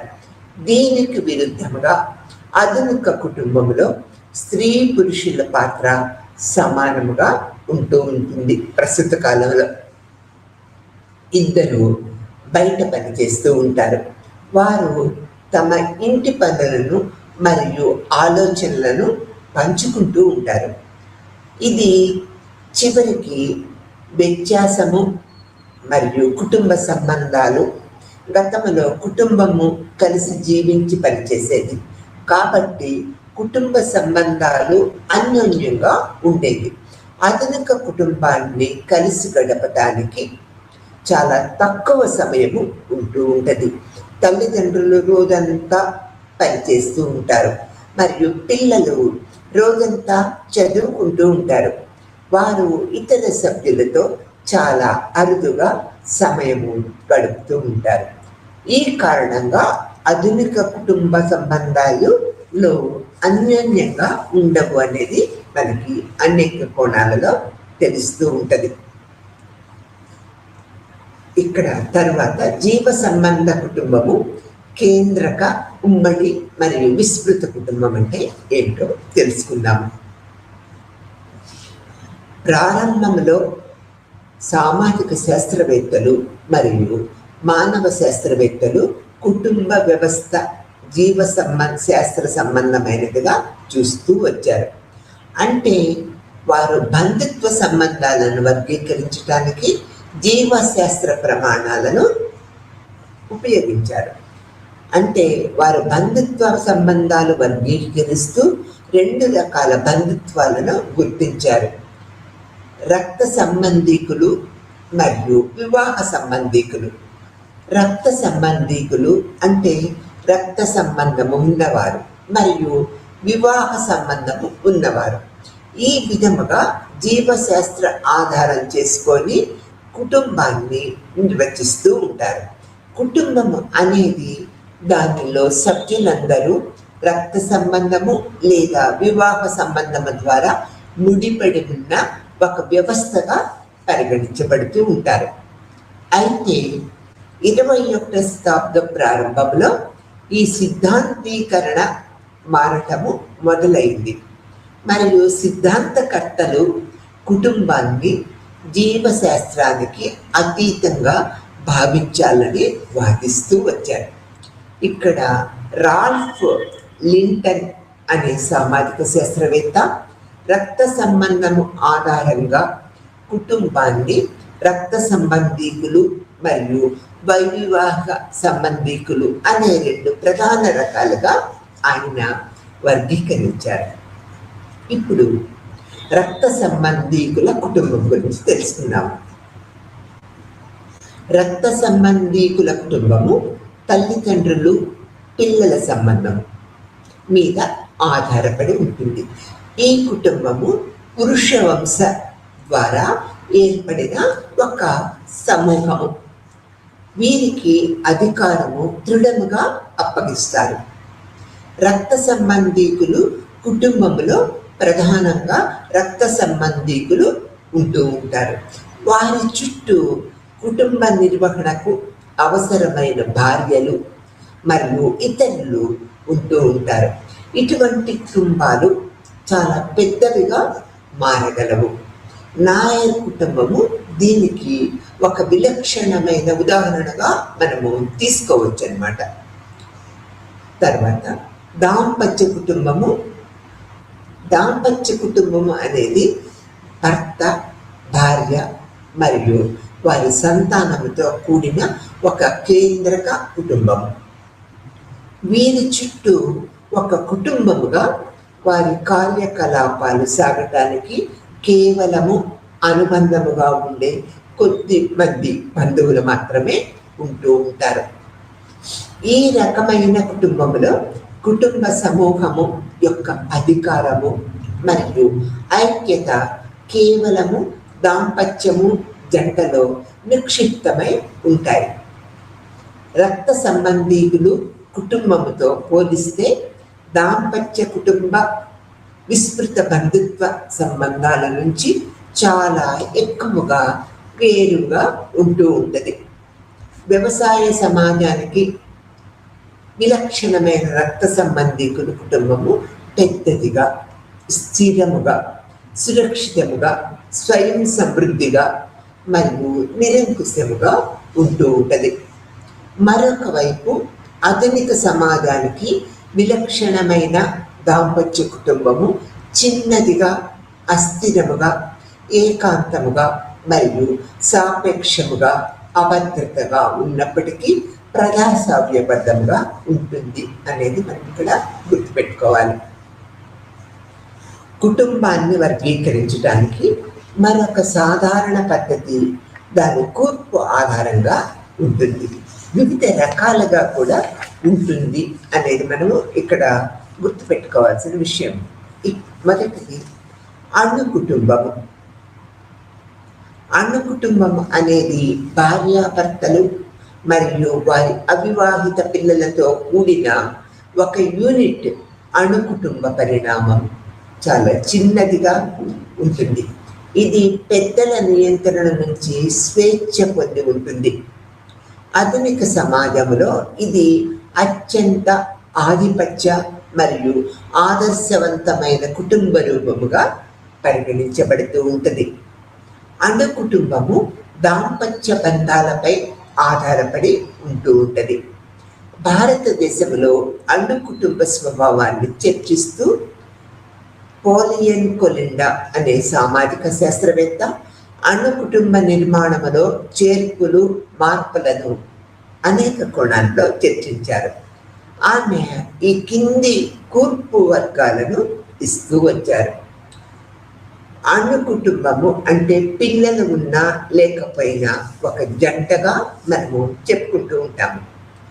అనుబంధ అణు కుటుంబము అంటే అణు కుటుంబముతో పాటు తల్లిదండ్రులు, అవివాహిత పిల్లలు కాకుండా వారి అవివాహిత, విడిపోయిన లేదా వితంతువులైన ఒకరు లేదా అంతకంటే ఎక్కువ మంది బంధువులు అని అర్థం.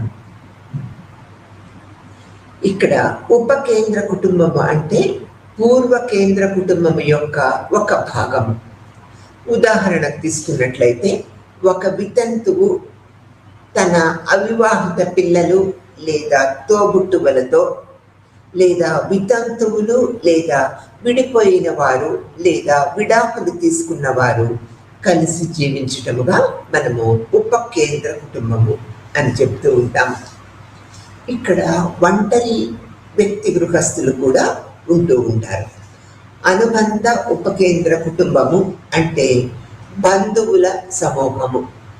గతంలో పూర్తిగా కేంద్ర కుటుంబంలోని సభ్యులతో పాటు ఆ కేంద్ర కుటుంబంలో సభ్యురాలు కానీ, పెళ్లి కానీ, విడాకులు తీసుకున్న లేదా వితంతువు అయిన మరికొంతమంది బంధువులు కూడా ఇందులో ఉంటూ ఉంటారు.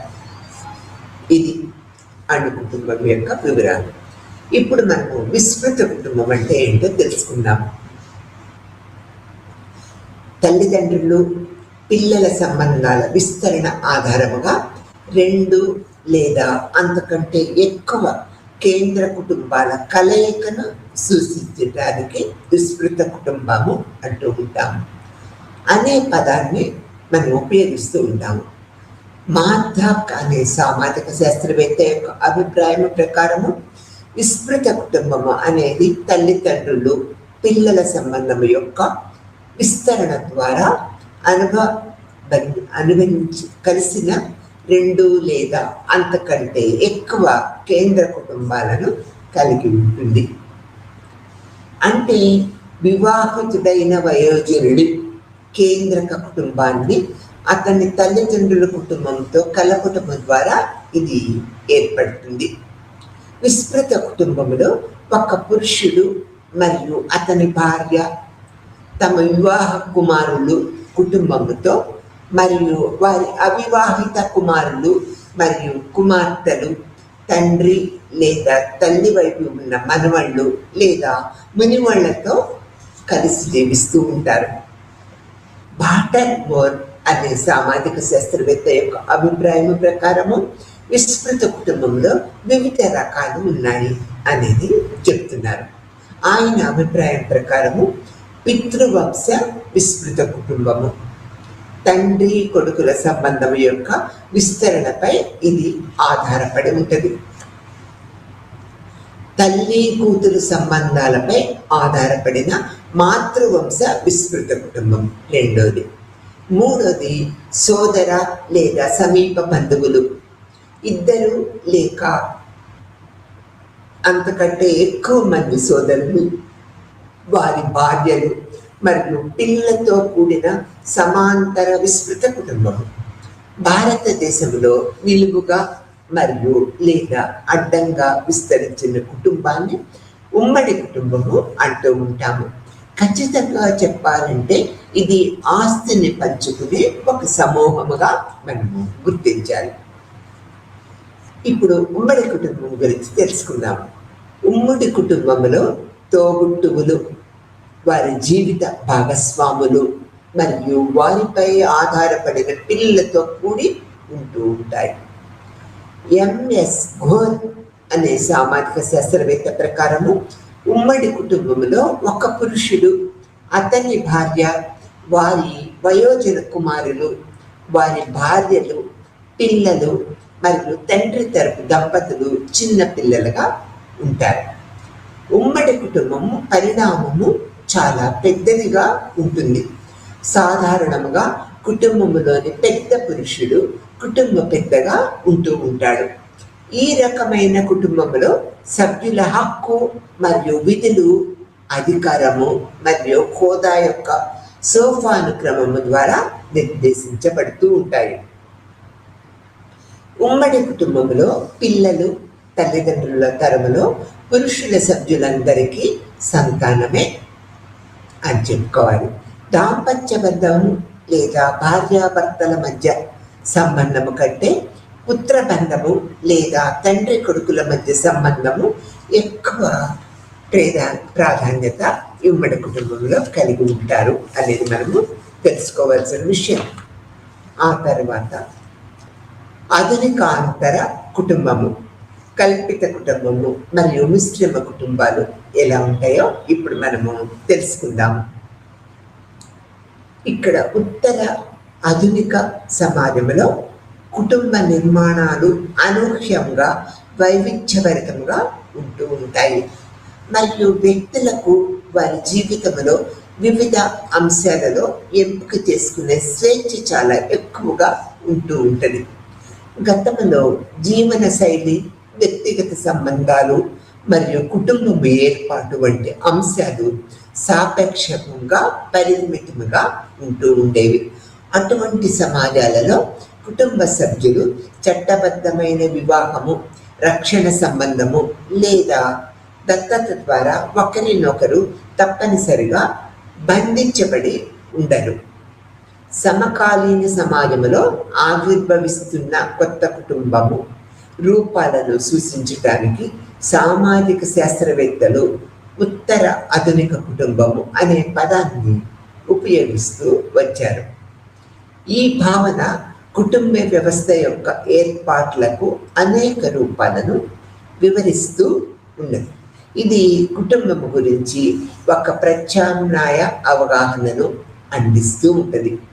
దీని ప్రకారము ఒక పురుషుడు మరియు ఒక స్త్రీ తమ జీవ సంబంధమైన సంతానముతో కలిసి ఒకే గృహములో నివసించాల్సిన అవసరం అనేది ఏమీ లేదు.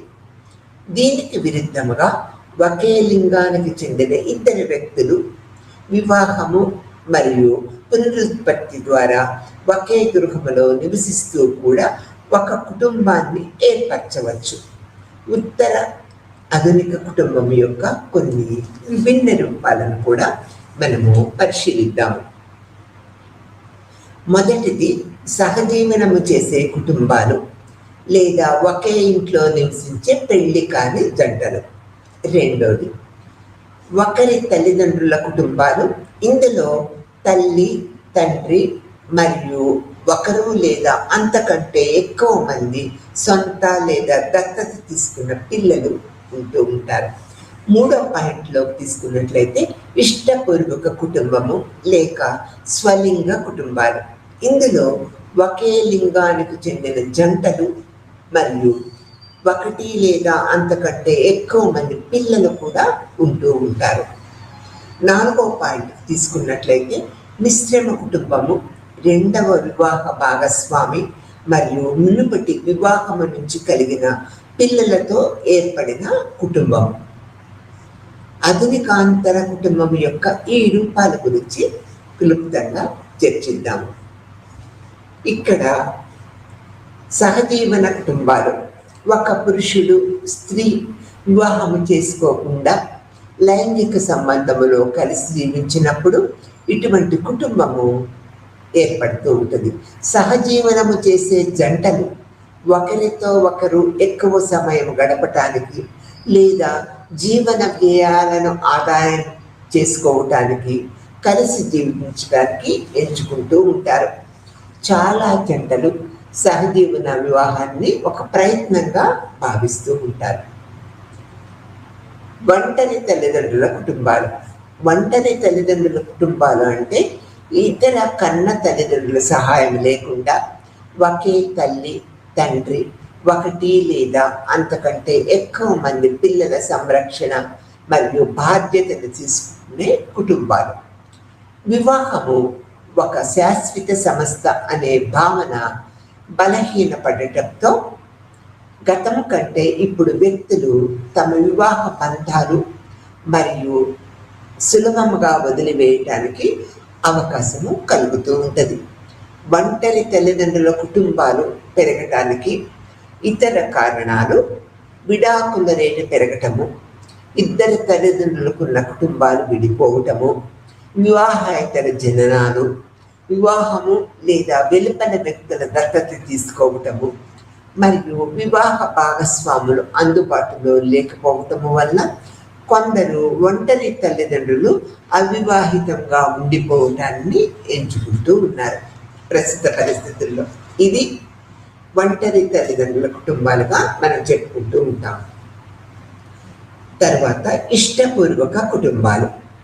సాపేక్షముగా కొత్తగా గుర్తించబడిన ఒక రకమైన కుటుంబం. ముఖ్యంగా యునైటెడ్ స్టేట్స్ వంటి పారిశ్రామిక దేశాలలో ఇష్టపూర్వక కుటుంబాలు ఎక్కువగా ఉంటూ ఉంటాయి.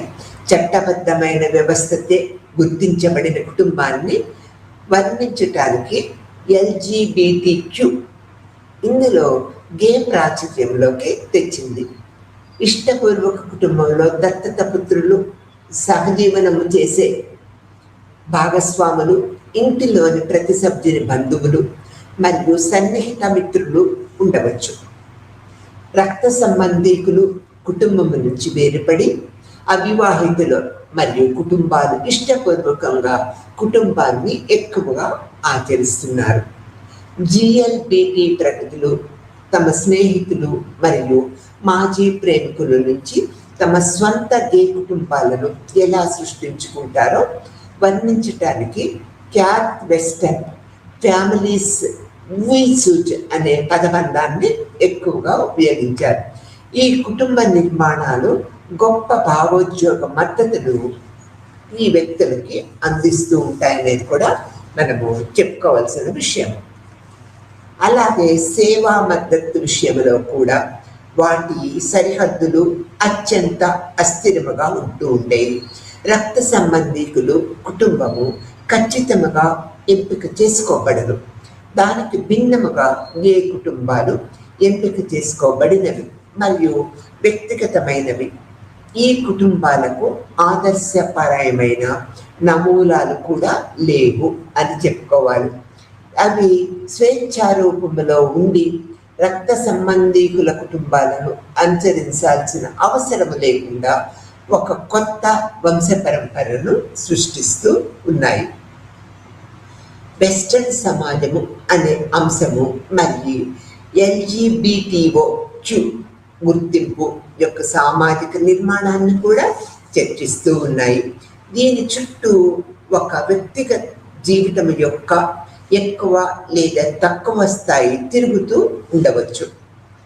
శ్వేత జాతీయులు తరచుగా గే సమాజాన్ని తమ మొదటి సామాజిక అనుభవంగా భావించారని, అయితే ఇతర వర్ణాల ప్రజలు ఇప్పుడు పోటీ పడుతున్న గుర్తింపుల మధ్య సంఘర్షణ మరియు ఒక గుర్తింపు స్థానంలో ఉన్నప్పుడు మరొక గుర్తింపు స్థాన భ్రంశము చెందటాన్ని అనుభవించారని ఆమె వివరిస్తూ ఉంది. మిశ్రమ కుటుంబం అంటే మిశ్రమ కుటుంబంలో గతంలో విడాకులు తీసుకున్న భార్యాభర్తలు, వారి కొత్త వివాహ భాగస్వామ్యులు, మునుపటి వివాహం నుంచి కలిగిన పిల్లలు, అలానే పలు జతల తాతలు, నాయనమ్మలు మరియు ఇతర బంధువులు కూడా ఇందులో ఉంటూ ఉంటారు. ముఖ్యంగా యునైటెడ్ స్టేట్స్ వంటి పారిశ్రామిక సమాజాలలో మిశ్రమ కుటుంబాలు సర్వసాధారణంగా మనకి కనిపిస్తూ ఉంటాయి. తర్వాత ప్రస్తుత పరిస్థితుల్లో కుటుంబాలలో అనేక మార్పులు ఏర్పడుతూ ఉన్నాయి. ప్రపంచవ్యాప్తంగా సామాజిక, ఆర్థిక మరియు రాజకీయ నిర్మాణంలో జరుగుతున్న మార్పుల కారణంగా కుటుంబం నిర్మాణము మరియు సంబంధాలలో అనేక మార్పులు జరుగుతూ ఉన్నాయి. నేడు చాలా మంది వ్యక్తులకు కుటుంబాల జీవ సంబంధ బంధాలు బదులుగా సామాజిక బంధాలు మరియు సహాయ నెట్వర్క్ల ద్వారా నిర్వహించబడుతూ ఉన్నాయి. వ్యక్తులు భావోద్వేగ, ఆర్థిక మరియు శారీరక సహాయం కోసము తమకు నచ్చిన కుటుంబాలను ఏర్పరచుకుంటూ ఉన్నారు. ఇంటర్నెట్, ఈమెయిల్ మరియు శాటిలైట్ అనుసంధానాల వంటి ప్రపంచవ్యాప్త సమాచార సాధనాలు ఈ సంబంధాలను దేశ కాలానికి అతీతంగా సులభతరం చేస్తున్నాయి. గతంలో ప్రాంతానికి ప్రాధాన్యత ఉండగా నేడు సామాజిక సంబంధాలు సుదూర ప్రాంతాలలో కూడా సులభముగా కొనసాగుతూ ఉన్నాయి. కుటుంబాన్ని చూసే విధానంలో కూడా మార్పు వచ్చింది. సాంప్రదాయ కుటుంబాలలో కుటుంబ జీవితము వివాహంతో ప్రారంభమై జననము మరియు పెంపకము ద్వారా కొనసాగుతుంది అనేది మనకి తెలిసిన విషయమే అన్నమాట. ఆ తర్వాత ఇక్కడ అనేక రకాల మార్పులు చేర్పులు జరుగుతున్నప్పటికీ పిల్లల జననంతో మొదలైన తల్లిదండ్రుల మరణంతో అంతమైపోతూ ఉంది ఈ కుటుంబ వ్యవస్థ. నేను దీనికి ఒక నిర్దిష్టమైన క్రమము కానీ ఒక ఏకీకృతమైన నిర్మాణ పద్ధతి కానీ లేదని నమ్ముతూ ఉన్నారు. జంటలు పెళ్లికి ముందు సహజీవనం చేస్తూ ఉన్నారు. పెళ్లి మరియు సంతానము లేకుండా జీవితాంతము కలిసి జీవిస్తూ ఉన్నారు. లేదా మొదటి లేదా రెండవ వివాహాన్ని ముగించుకొని తిరిగి పెళ్లి చేసుకొని తమ సవతి పిల్లలతో కలిసి జీవిస్తూ ఉన్నారనేది కూడా మనం ఇక్కడ చూస్తూ ఉన్నాం. గత శతాబ్దంలో కుటుంబ నిర్మాణాలు మరింత వైరుధ్యభరితముగా మరియు సంక్లిష్టముగా మారుతూ ఉన్నాయి. అయినప్పటికీ వ్యక్తులు జీవితాలలో కుటుంబము ఒక ముఖ్యమైన పాత్రను పోషిస్తూనే ఉంటూ ఉంటుంది. కుటుంబము బహుళ రూపాల్లో ఉనికిలో ఉన్నందున దానికి ఇకపై ఒక నిర్దిష్టమైన స్థిరమైన నిర్వచనము ఉంటుంది అని మనం చెప్పలేము. నిరంతరము ఈ నిర్వచనాలు మారుతూ ఉంటాయి. మనము ఈ లెసన్లో కుటుంబం యొక్క వివిధ నిర్వచనాలతో ప్రారంభించి తర్వాత కుటుంబము, బంధుత్వాలు, గృహస్థులు మరియు కుటుంబ సమూహాల నుంచి ఎలా భిన్నంగా ఉంటారో అనేక విషయాలు తెలుసుకున్నాము. మనము కుటుంబం యొక్క ప్రాథమిక లక్షణాలు, విధులు మరియు వివిధ రకాల కుటుంబాల గురించి కూడా అధ్యయనం చేస్తూ వచ్చాము. ఇందులో కుటుంబ రూపాలు, ఆవిర్భావము, జరుగుతున్న మార్పులలో కూడా అనేక మార్పులను కూడా మనము గమనిస్తూ వచ్చామనేది ఇక్కడ చెప్పుకోవాల్సిన విషయం. ఏది ఏమైనప్పటికీ కుటుంబము అనేది ఒక సమూహము మరియు సంస్థ. ఎందుకంటే దానికి కొన్ని నియమాలు మరియు విధానాలు ఆధారంగా ఏర్పరచబడి ఉంటుంది. ఇది సమాజంలో అత్యంత ప్రాథమిక మరియు మౌలిక యూనిట్గా నిరంతరము పరిగణించబడుతూ ఉంటుంది. మరియు అందువల్ల మానవ సమాజాలలో ఒక సారస్వతిక సమూహము, ఇది ఉమ్మడి నివాసము, ఆర్థిక సహకారము మరియు పునరుత్పత్తి ద్వారా వర్గీకరించబడిన ఒక సామాజిక సమూహంగా మనము ఈ ఫ్యామిలీని చెప్పుకుంటూ ఉంటాము. కుటుంబము మరియు గృహము అనే పదాలు తరచుగా మనము వాడుతూ ఉంటాము. ఇది ఒకదానికొకటి బదులుగా ఉపయోగిస్తూ ఉంటాము. కానీ ఇవి రెండు ఒకటే కాదు అనేది కూడా మనకు తెలిసిన విషయమే. కుటుంబం అంటే పుట్టుక, వివాహము లేదా దత్తత ద్వారా సంబంధం కలిగి కలిసి నివసించే ఇద్దరు లేక అంతకంటే ఎక్కువ మంది వ్యక్తుల సమూహంగా మనము చెప్పుకుంటూ ఉన్నాము. అయితే గృహము అనేది ఆర్థిక విభాగం. దీనిలో సభ్యులందరూ తమ చాలా అవసరాలను తీర్చుకోవడానికి ఒకరిపై ఒకరు పరస్పరము ఆధారపడుతూ ఉంటారు. కుటుంబము ఒక సారస్వతిక సంస్థగా చెప్పుకున్నాము. కుటుంబము భార్యాభర్తలు మరియు వారి పిల్లలతో వీరి కలయికతో ఏర్పడుతూ ఉంటుంది. కుటుంబంలోని వ్యక్తులు తమ సామాజిక పాత్రలతో ఒకరితో ఒకరు సంరక్షణ చెందుతూ సంభాషించుకుంటూ కలిసి జీవిస్తూ ఎంతో ఐక్యమత్యంతో తమ అవసరాలను తీర్చుకుంటూ ఉంటారనేది మనం ఇక్కడ చెప్పుకోవలసిన విషయంగా చెప్తూ ఉంటాం. కుటుంబము పిల్లలను సాంఘికపరిచే ఒక సాంఘీకరణ ప్రక్రియగా చెప్పుకుంటూ ఉంటాం. అనగా పెద్ద సభ్యులు చిన్న సభ్యులకు సమాజ నియమాలను, విలువలను నేర్చుకునేలాగా చేస్తూ ఉంటారు. కుటుంబము ఆస్తిని కలిగి ఉండటాన్ని మరియు బదిలీ చేయడానికి ఒక ఏజెన్సీగా పనిచేస్తూ ఉంటుంది. కుటుంబ సభ్యులకు సామాజిక హోదా కుటుంబంలో ఉండటం వల్ల నిరంతరము ఒక సామాజిక హోదా కలిగిస్తూ ఉంటుంది అనేది మనం ఇక్కడ చెప్పుకోవాల్సిన విషయం. సమకాలీన సమాజంలో ఆవిర్భవిస్తున్న కొత్త కుటుంబ రూపాలను సూచించడానికి కూడా సామాజిక శాస్త్రవేత్తలు అనేక మంది ఉత్తర ఆధునిక కుటుంబం అనే పదాన్ని నిరంతరము ఉపయోగిస్తూ ఉన్నారు అనేది మనం చెప్పుకోవాలి.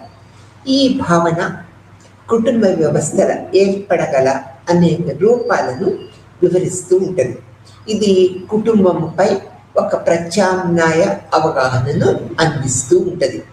దీని ప్రకారము స్త్రీ పురుషులు తమ కన్న బిడ్డలతో కలిసి ఒకే గృహములో నివసించాల్సిన అవసరము ఏమి ఉండదు.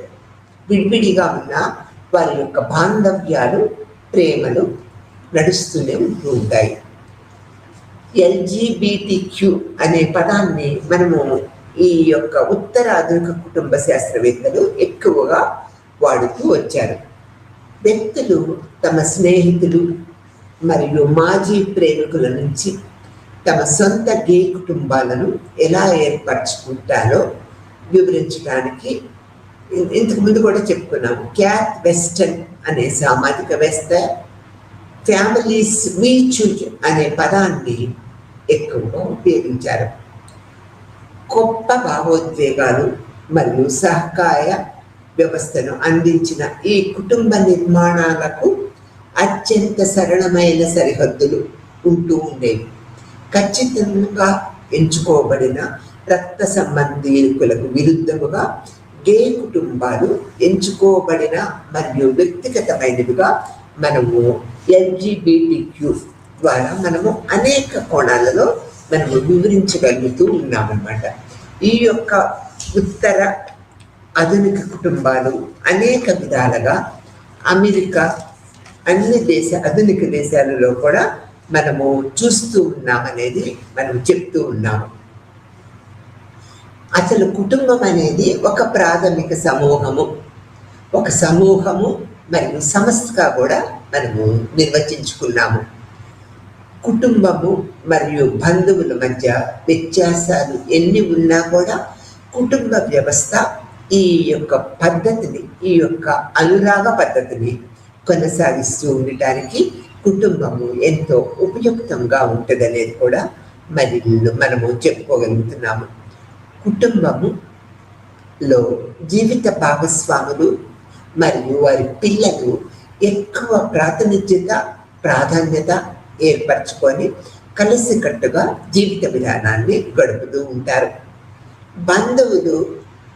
ఈ కుటుంబంలో బంధువులని ఎక్కువ పెద్ద సంఖ్యలో ప్రతి కుటుంబీకులు కలిగి ఉంటూ ఉంటారు. కుటుంబము మరియు గృహాల మధ్య కూడా వ్యత్యాసాన్ని మనము అనేక విధాలుగా చెప్పుకున్నాము.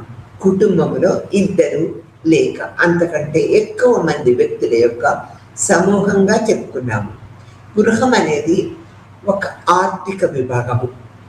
సభ్యులందరూ తమ ఆహార సరఫరా ఉత్పత్తి కోసము, తమ కోరికలను సంతృప్తి చెందడం కోసము తప్పనిసరిగా ఈ కుటుంబ సభ్యులందరూ ఒక గృహంలో కలిసికట్టుగా జీవిత విధానాన్ని గడుపుతూ ఉంటారనేది మనము గృహము యొక్క ప్రాతినిధ్యంలో అనేక కోణాల్లో చెప్పుకుంటూ ఉన్నాము. ఈ యొక్క దేశీయ సమూహము ఎక్కువ కుటుంబాలతో పాటు సేవకులు లేదా ఉత్పత్తి స్థలాన్ని పంచుకునే ఇతర సభ్యులతో కూడి బంధువుల యొక్క లింక్ లేని వ్యక్తులను కూడా ఇందులో మనము చూడగలుగుతూ ఉంటామనేది చెప్తూ ఉన్నాము. దేశీయ సమూహము కుటుంబము కంటే విస్తృతమైనది అనేది కూడా అనేక కోణాల్లో మనము చూస్తూ ఉన్నాము.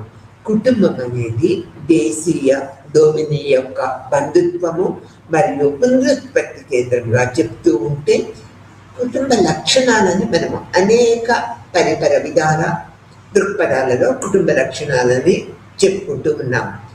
ఇక్కడ మొదటిది ఉత్పత్తి అండ్ వినియోగము, రెండవది పిల్లల సాంఘీకరణ, 3 ఆస్తి పరివర్తన, 4 సాంఘిక హోదా కల్పించటము, 5 పునరుత్పత్తి, తర్వాత 6వది సెక్స్ అవసరాల తృప్తి అనేది కుటుంబం యొక్క ప్రధాన లక్షణాలుగా మనము చెప్తూ ఉన్నాము.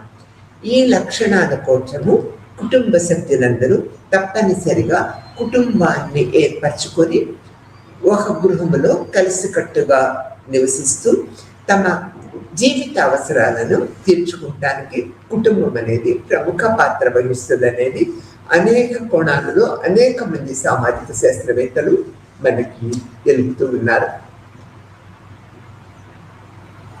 కుటుంబ రకాలలో మనం ఎన్ని విధాలా చెప్పుకున్నా కుటుంబ మార్పులు ప్రస్తుత వ్యవస్థలో అనేక రకాల మార్పులు జరుగుతూ ఉన్నాయి.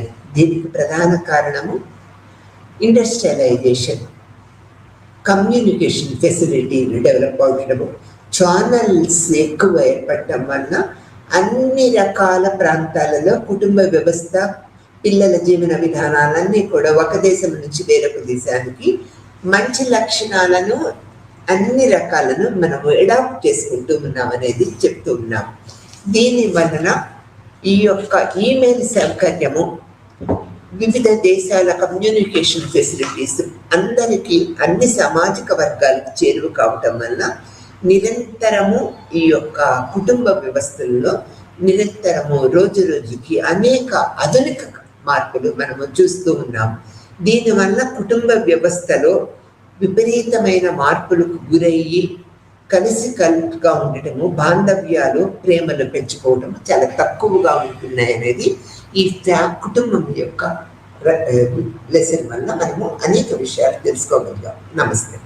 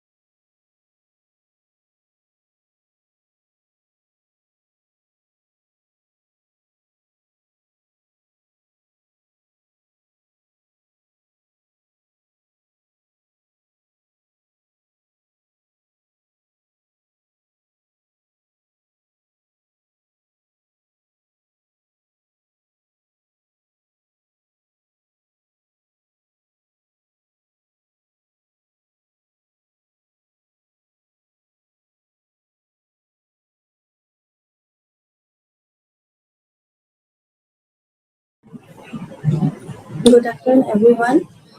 Today's topic of discussion is understanding curriculum অৰ্থাৎ পাঠ্যক্ৰমৰ প্ৰসংগসমূহ আৰু তাৰ লগত জ্ঞানৰ কেনেকুৱা ধৰণৰ উদ্ভৱ হৈছে লাষ্ট ক্লাছত আমি আলোচনা কৰিছিলোঁ যে বিভিন্ন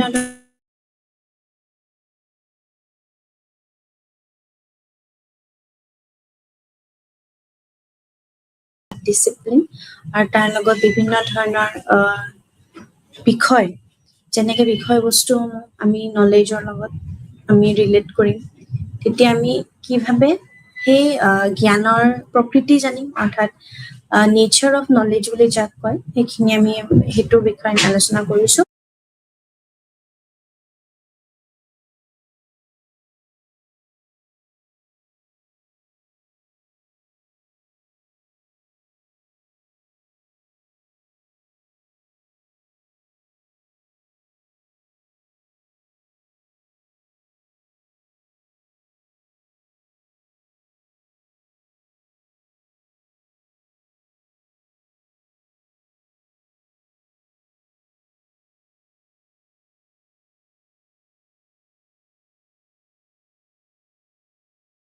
ৰিলেট কৰি দিওঁ তেতিয়া যাৰ অৰ্থ গম পাওঁ যে জ্ঞানৰ পৰা উদ্ভৱ হৈছে অৰ্থাৎ আমি উইজডম অফ লাভ বুলি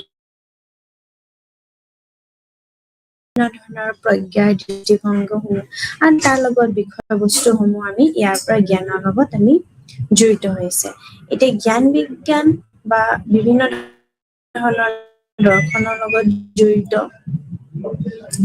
এটা শক্তি বা গুৰুত্বপূৰ্ণ ক্ষেত্ৰ আৰু এই ক্ষেত্ৰৰ লগতে সদায় জ্ঞানৰ বিভিন্ন ধৰণৰ তত্ত্বৰ বিষয়সমূহ বা তত্ত্বৰ বিভিন্ন ধৰণৰ আলোচনা যদি কৰোঁ তেতিয়া আমি দেখা পাওঁ যে কেন্দ্ৰীয় দৃষ্টিভংগীৰে যদি চাওঁ তেতিয়া সদায় সেই প্ৰশ্নসমূহৰ ভিতৰতে আমাৰ জ্ঞানৰ উৎপত্তি হয় আৰু জ্ঞানৰ উৎপত্তিৰ লগতে জ্ঞানৰ সৃষ্টিৰ ক্ষেত্ৰতো দেখা যায় আৰু সেই অভিজ্ঞতা বা বিভিন্ন ধৰণৰ যুক্তি ধৰা জ্ঞান আদি কৰি অন্তৰ্ভুক্ত কৰা যায় তেতিয়াতে আমি গম পাওঁ যে প্লেটৰ দৰে গ্ৰীক দাৰ্শনিকসকলে সদায় জ্ঞানক প্ৰকৃতিৰ বিশ্বাস দেখিবলৈ পোৱা যায় আৰু তাৰ লগত সংজ্ঞায়িত কৰা যায় সেই এক প্ৰকাৰৰ বিশ্বাস যোনটো আমি বিভিন্ন ক্ষেত্ৰত বিভিন্ন আমি ভংগীৰে দেখা পাওঁ সেই যুক্তিৰ দ্বাৰা সমৰ্থিত হয় আৰু সেই সমৰ্থিতৰ লগত অন্তৰ্ভুক্তও কৰিও চলে আৰু সেই অন্তৰ্ভুক্তৰ লগতে আমাৰ বিভিন্ন ধৰণৰ জ্ঞানক প্ৰকৃততে বিশ্বাস বুলিও সংজ্ঞায়িত কৰিছিলে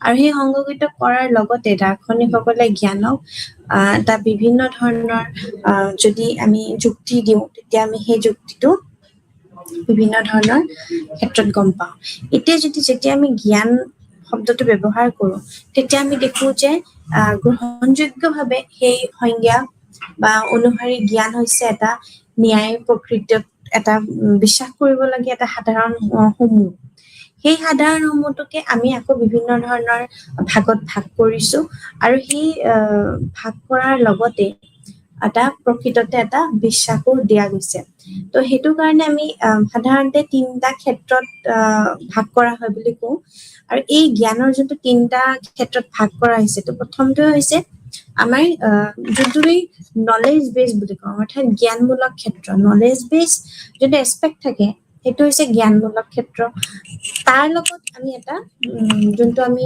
কৈছো যে আৱেগিক ক্ষেত্ৰও থাকে আৰু তাৰ লগত মনোগতিশীল ক্ষেত্ৰও থাকে আৱেগিক যোনটো আমাৰ সাইকোমোটৰ বা আমাৰ কগনিশ্যন এবিলিটিটো ডেভেলপ হয় তাৰ লগত আমাৰ মনোগতিশীলটো যোনটো আমাৰ বিভিন্ন ধৰণৰ সাইকোলজিকেল এছপেক্টটো তাতে আমি গম পাওঁ ঠিক তেনেকে পাঠ্যক্ৰমৰ সংগ্ৰহ কৰিবলৈ বা প্ৰসংগ কৰিবৰ কাৰণে বিভিন্ন ধৰণৰ জ্ঞানমূলক ক্ষেত্ৰখনত আমি বিভিন্ন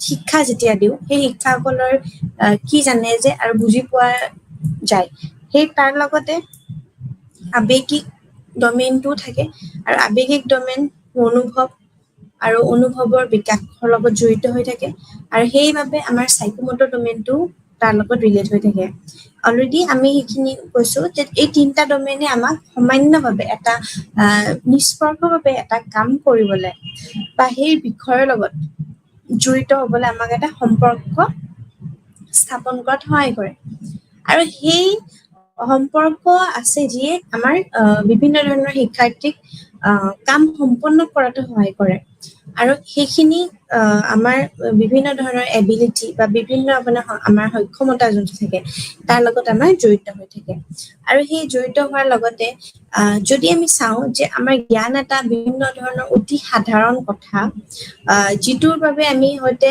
প্ৰতিদিনে আমি আমাৰ লগত ভেদভাৱ বা আদান প্ৰদান হয় সেইটোৰ লগত তথাপিও আমাৰ বহুতো জ্ঞান প্ৰকৃততে আমাৰ কি হয় যে সেই বিষয়ত আমাৰ বিভিন্ন ধৰণৰ স্পষ্ট কোনো ধৰণৰ ধাৰণা নাই আৰু এই স্পষ্ট ধাৰণা নোহোৱাৰ কাৰণে আমাৰ প্ৰায় আমাৰ কি হয় যে জ্ঞান তথ্যৰ মাজত আমাৰ পাৰ্থক্য কৰিবলৈ আমাৰ বিভিন্ন ধৰণৰ ব্যৰ্থ হৈ যায় আৰু সেই ব্যৰ্থৰ লগতে আমি প্ৰায় সেইবোৰক প্ৰতিশব্দ হিচাপে ব্যৱহাৰ কৰা দেখিবলৈ পাওঁ যোনবোৰ আমাৰ বিভিন্ন ধৰণৰ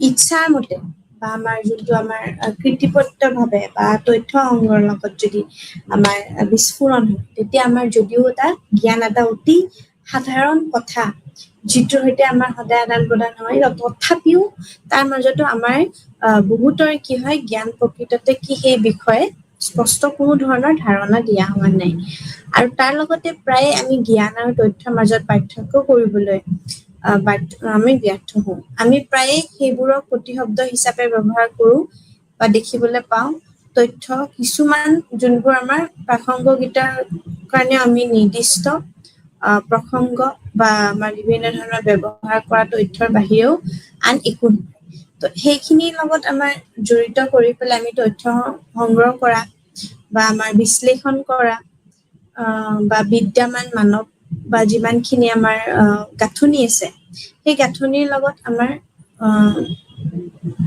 ইয়াৰ পৰা আমি গম পাওঁ যে বিভিন্ন ধৰণৰ একত্ৰীকৰণ কৰি বা বিভিন্ন ধৰণৰ নিৰ্বাচন কৰিও বা আমি তাৰ পিছত আমি যিটো পদক্ষেপ লওঁ বা আমি ষ্টেপ লওঁ সেইটোৰ লগত আমি তেতিয়াহে সেই জ্ঞানৰ আমি যোনবোৰ আমাৰ পৰিণত হোৱাত সহায় হয় ঠিক তেনেকে অৰ্থাৎ যেতিয়া আমাৰ তথ্যসমূহ নিৰ্দিষ্ট বা পৰিস্থিতি বা বিভিন্ন ধৰণৰ আমাৰ প্ৰেক্ষাপটত প্ৰক্ৰিয়াসমূহ আমাৰ বিভিন্ন ধৰণৰ প্ৰক্ৰিয়াকৰণ কৰা হয় তেতিয়াতে আমি ই অৰ্থপূৰ্ণ হৈ পৰে আৰু বৰ্তমান মানৱ জ্ঞানমূলক গাঁথনিৰ সৈতে আমাৰ একত্ৰিত হোৱাত সহায় হয় ঠিক তেনেকে জ্ঞানৰ সাধাৰণতে বক্তব্য বা প্ৰস্তাৱনাৰ ৰূপত প্ৰকাশ কৰা হয় বা সত্য বুজাই দিয়া অৰ্থপূৰ্ণ আমি বিভিন্ন ধৰণৰ আমাৰ যোনটো আমাৰ বক্তব্যক আমি সদায় প্ৰস্তাৱ বুলি কোৱা যায় তাৰ লগত যিকোনো বক্তব্যই আমাৰ প্ৰস্তাৱ হবলৈ হলে আমাৰ কি লাগে যে কিছুমান প্ৰয়োজনীয় আমাৰ কি বুলি কওঁ পূৰণ কৰিবৰ কাৰণে আমাৰ সেইখিনি প্ৰস্তাৱ হোৱাটো খুবেই উচিত যেনেকে প্ৰথমটো হৈছে যোনটো আমাৰ ভেলিডেশ্যন অৰ্থাৎ সঁচা হ'ব লাগিব তাৰপিছত আমাৰ যেতিয়া ইয়াক আমাৰ দ্বাৰা যেতিয়া সত্যক আমি প্ৰুভ ভেলিডেশ্যন বা আমি যেতিয়া বিশ্বাস কৰিব লাগিব তেতিয়া আমি সঁচা বুলি বিশ্বাস কৰিবলৈ প্ৰমাণ আমাক এভিডেন্স বা যিকোনো কাৰণৰ আমাৰ প্ৰয়োজন হ'ব পাৰে ঠিক তেনেকে জ্ঞান আহৰণৰ বাবে বিভিন্ন উপায় থাকে অৰ্থাৎ নলেজ চ'ৰ্চ বুলি যাক কয় চ'ৰ্চেছ অফ নলেজ তো চ'ৰ্চ বুলি ক'লে তো এই ব্যক্তিয়ে বিভিন্ন ধৰণৰ জ্ঞান আহৰণ কৰিবলৈ কেইবাটাও আমাৰ উপায় থাকে আৰু ইয়াৰে কিছুমান উপায় হ'ল যেনেকে অন্তৰ্দৃষ্টিৰ জৰিয়তে আমাৰ জ্ঞান দিয়া বা তাৰ লগত নিৰ্দিষ্ট পৰিস্থিতিৰ সন্মুখীন হলে আমাৰ মনলৈ অহা বিভিন্ন ধাৰণাটো বুজা যায় বা আমাৰ অন্তৰ্দৃষ্টিৰে বিভিন্ন ধৰণৰ উৎপন্ন কৰা ধাৰণাটো হৈছে যে বিভিন্ন ধৰণৰ আমি কোনো কাৰণ বা প্ৰমাণ নোহোৱাকৈ সঁচা বুলি বিশ্বাস কৰোঁ ঠিক তেনেকে সঁচা বুলি বিশ্বাস কৰাৰ লগতে আমাৰ বিভিন্ন ধৰণৰ অন্তৰ্দৃষ্টিৰ জড়িততে আমাৰ কৰ্তব্য জড়িত হৈ আছে আৰু তাৰ লগতে আমাৰ জ্ঞানৰে অৰ্থ হ'ল যে আমাৰ পৰিয়ালৰ সদস্য আমাৰ ওচৰ চুবুৰীয়া বা বিদ্যালয় বা বিভিন্ন ধৰণৰ ধৰ্মীয় সংগঠন স্থানীয় চৰকাৰী সংগঠন আদিৰ সৈতে আমাৰ আদান প্ৰদানৰ ফলত আমি যি বুজাবুজি লাভ কৰোঁ ঠিক তেনেকেই আমি গম পাওঁ যে আমাৰ সেই জ্ঞানৰ সৈতে বিভিন্ন ৰাজনৈতিক দলৰ আমাৰ যোনটো শ্লোগান থাকে বা বিভিন্ন ব্যৱসায়িক সামগ্ৰী থাকে সেইখিনি আমি সদায় বিজ্ঞাপনৰ লগত জড়িত হৈ থাকে আৰু সেই বিজ্ঞাপনৰ লগত জড়িত হৈ থকাৰ লগতে বাতৰি কাকতত বা আমাৰ টিভিত যোনটো আমাৰ প্ৰিণ্টিং মিডিয়া থাকে বা আমাৰ বিভিন্ন ধৰণৰ মাল্টিমিডিয়া থাকে তাৰ লগত আমাৰ পুনৰাবৃত্তিমূলক অপপ্ৰচাৰৰ সন্মুখীন হোৱাৰ বিভিন্ন ধৰণৰ প্ৰভাৱ হিচাপে আমি নিজৰ দখললৈ আহিছো বুলি বিশ্বাস কৰোঁতে জড়িত হৈ আছে ঠিক তেনেকে যুক্তিৰ যোগেদিও জ্ঞান যদি আমি চাওঁ তেতিয়া আন এটা উপায় হ'ল যে বিভিন্ন ধৰণৰ ৰিজনিং কৰা যেনেকে ৰিজনিং বুলি ক'লে আমি ইয়াতে ডিডাক্টিভ আৰু ইণ্ডাক্টিভ ৰিজনিঙৰ কথা কওঁ অৰ্থাৎ ইণ্ডাক্টিভ ৰিজনিঙৰো যদি আমি প্ৰতিশব্দ চাওঁ অসমীয়া তেতিয়াও আমি ইণ্ডাক্টিভ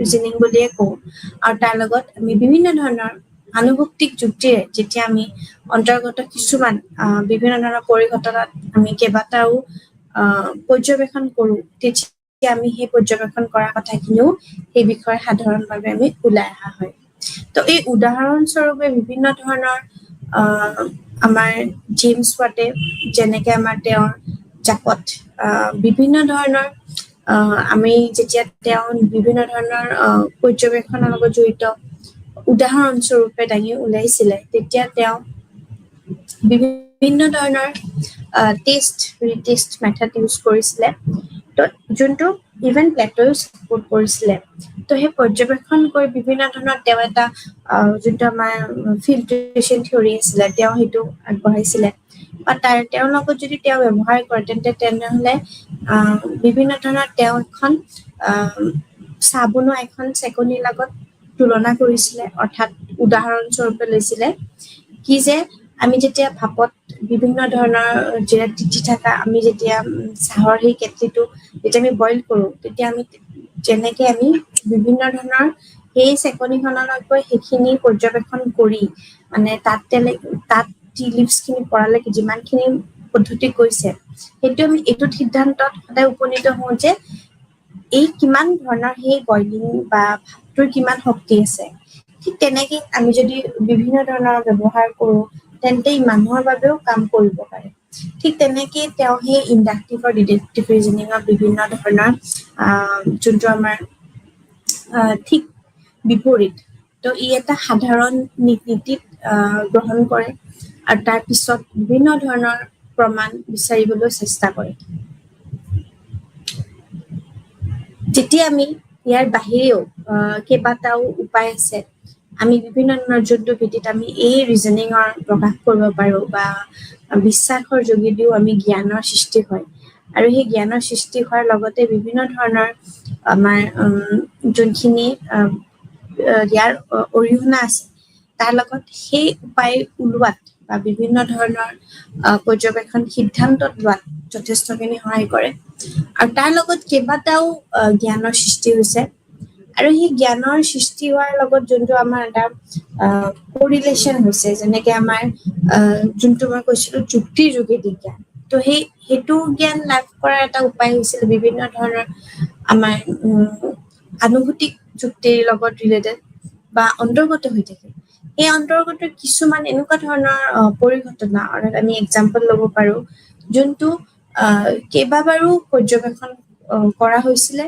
আৰু তাৰ লগত সেই পৰ্যবেক্ষণ কৰা কথাখিনি বিষয়েও ইভেন সাধাৰণভাৱেও সৈতে আমি তাৰ লগত আমি এক্সাম্পল পুট কৰিব পাৰোঁ তো সেইটোৱে কি যে প্ৰকাশ আৰু বিশ্বাসৰ যোগেদিও আমি জ্ঞানৰ সৃষ্টি হয় ঠিক তেনেকে জ্ঞানৰ সৃষ্টিৰ পদ্ধতিৰ ওপৰত আমাৰ নিৰ্ভৰ কৰি আমাৰ তিনিটা অধীনত ৰখা হয় যোনটো আমাৰ কৈছিলো যে প্ৰথমটো হৈছে এ প্ৰায়ৰি অৰ্থাৎ এ প্ৰায়ৰি হৈছে আমাৰ জ্ঞানৰ লেটিন ভাষাত আমি প্ৰায়ৰি বুলি কওঁ তো ইয়াৰ লগত আমি যদি চাওঁ যে অভিব্যক্তিৰে যেতিয়া অৰ্থ হৈছে কি যে প্ৰায়ৰ বুলি ক'লে জেনেৰেলি আমি আগত বুজাওঁ ঠিক তেনেকে আগতীয়াকৈ যেতিয়া আমি জ্ঞানে আমাক ইতিমধ্যে আমাৰ কি হয় যে তথ্যৰ ব্যৱহাৰ কৰি আমি কেইবাটাও বা আমি এটা পিছত যেতিয়া আমি বিভিন্ন ধৰণৰ সম্ভাৱ্যবিলাক আমি প্ৰকাশ কৰো বা প্ৰভাৱ কি হ'ব সেইটো আমি নিৰ্ণয় কৰাত সহায় কৰে যেনে তো কিবা মানে এনেকুৱা হৈছে যদি এক্সাম্পল লওঁ এটা ক্লাছৰুমৰ যে যদি ৰিজাল্ট ভাল হোৱা নাই ফৰ এক্সাম্পল ক্লাছ 5 ষ্টুডেণ্টখিনি যদি ৰিজাল্ট ভাল হোৱা নাই তেনেহ'লে পৰীক্ষা লিখিব পৰা নাই তাৰমানে এইটো বুজে এটা আমি ল'ব পাৰো ষ্টেটমেণ্ট যে তাহাঁতি পঢ়া ষ্টুডেণ্টছখিনি পঢ়া নাই আৰু যিদৰে পঢ়াইছে হয়তো বুজি পোৱা নাই তো আমি দুটা ল'ব পাৰো তো সেই এ প্ৰায়ৰি জাজমেণ্টত যেতিয়া আমি আগতীয়াকৈ জ্ঞানৰ ইতিমধ্যে আমি জনা তথ্য ব্যৱহাৰ কৰি কিবা এটা আমি সম্ভাৱ্য ওলাওঁ কি যে এজাম্পশ্যন বা এইটো হ'বও পাৰে নহ'বও পাৰে তো ঠিক সেইটোৰ কাৰণে বিভিন্ন ধৰণৰ হয়তো বেলেগ বেলেগ আৰু যিমান ফেক্টৰ্ছ আছে সেইখিনিও জড়িত হৈ থাকিব পাৰে যেনে ভোক লগা যেনেকৈ গোটেই দিনটো যদি একো ফুড বা একো ধৰণৰ খোৱা হোৱা নাই তেন্তে অভিয়াছলি তেওঁলোকৰ নিশ্চয় ভোক আছে তো এনেকুৱা ধৰণৰ ষ্টেটমেণ্ট দি আমি ক'ব পাৰোঁ যে এই প্ৰায়ৰি যোনটো জাজমেণ্ট হয় যোনটো আমাৰ জ্ঞানৰ প্ৰতীক হয় তাৰ লগত এটা আছে পষ্টেৰিয়ৰ বুলি কয় পষ্টেৰিয়ৰটো হৈছে যোনটো আমাৰ সেইটো লেটিন ভাষাত কয় যে পিছত যেতিয়া আমাৰ হৈ পিছত তাৰ ফলত অৰ্থাৎ যেতিয়া আমি পৰীক্ষা নিৰীক্ষা কৰোঁ টেষ্ট পাতাৰ পিছত যেতিয়া আমি পৰ্যবেক্ষণ বা অধ্যয়নৰ আদিৰ পিছত লাভ কৰা জ্ঞান হ'লে আমাৰ পষ্টেৰিয়ৰ বুলি কয় অৰ্থাৎ পষ্টেৰিয়ৰী জ্ঞান তো এই পষ্টেৰিয়ৰী জ্ঞানৰ বিভিন্ন ধৰণৰ আমাৰ ভাগ থাকে তাৰ মাজতো এটাটো হৈছে তাৰ লগত আমাৰ অভিজ্ঞতা ভিত্তিক জ্ঞান আছে এক্সপেৰিয়েঞ্চিয়েল নলেজ এই এক্সপেৰিয়েঞ্চিয়েল নলেজটো কি হৈছে যে অভিজ্ঞতাৰ আগতে আমাৰ বিভিন্ন ধৰণৰ আমাৰ অভিজ্ঞতা পূৰ্ণবোৰ হয় আৰু তাৰ লগতে আমাৰ বিভিন্ন ধৰণৰ আমি জাজমেণ্ট পাছ কৰোঁ ঠিক আছে তো সেই জাজমেণ্ট পাছ কৰা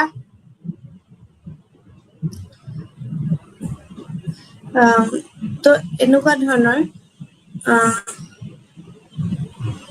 আমি গম পাওঁ যে আমাৰ বিভিন্ন ধৰণৰ কি ধৰণৰ আমাৰ সম্ভাৱনা হ'ব পাৰে তো সম্ভাৱনা হোৱাৰ আগতেই আমি তাৰ আগতে আমি পাই যাওঁ যে বিভিন্ন ধৰণৰ অভিজ্ঞতা জ্ঞান নাথাকে কেতিয়াবা তো ই হৈছে সদায় গৱেষণাৰ ফলত লাভ কৰা জ্ঞান তো এই লাভ কৰা জ্ঞানৰ লগত যদি ভিত্তিমূলক তথ্য থাকে তেতিয়াও আমি গম পাওঁ ইয়াৰ লগত প্ৰত্যেক ধৰণৰ পষ্টেৰিয়ৰ জ্ঞান থাকে পষ্টেৰিয়ৰ জ্ঞানৰ লগত আমাৰ বিভিন্ন ধৰণৰ ভাষা থাকে আৰু সেই ভাষাৰ লগত আমাৰ জড়িত বিভিন্ন ধৰণৰ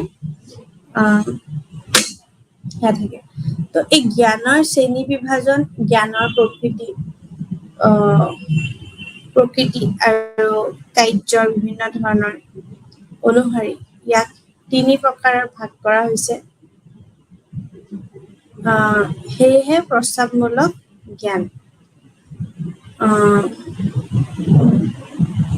বক্তব্য বা প্ৰস্তাৱনাৰ ৰূপত প্ৰকাশ পোৱা জ্ঞান ঠিক তেনেকুৱা এতিয়া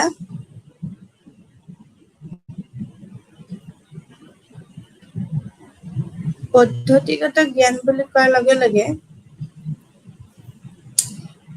জ্ঞানেই আমাৰ কাম সম্পন্নৰ বাবে পদ্ধতি ব্যাখ্যা কৰে আৱেগিক জ্ঞান হৈ পৰে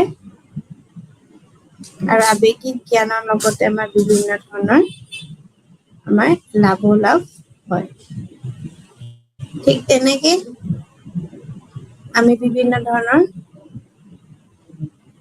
আমি গম পাওঁ তো ইয়াৰ লগত আমি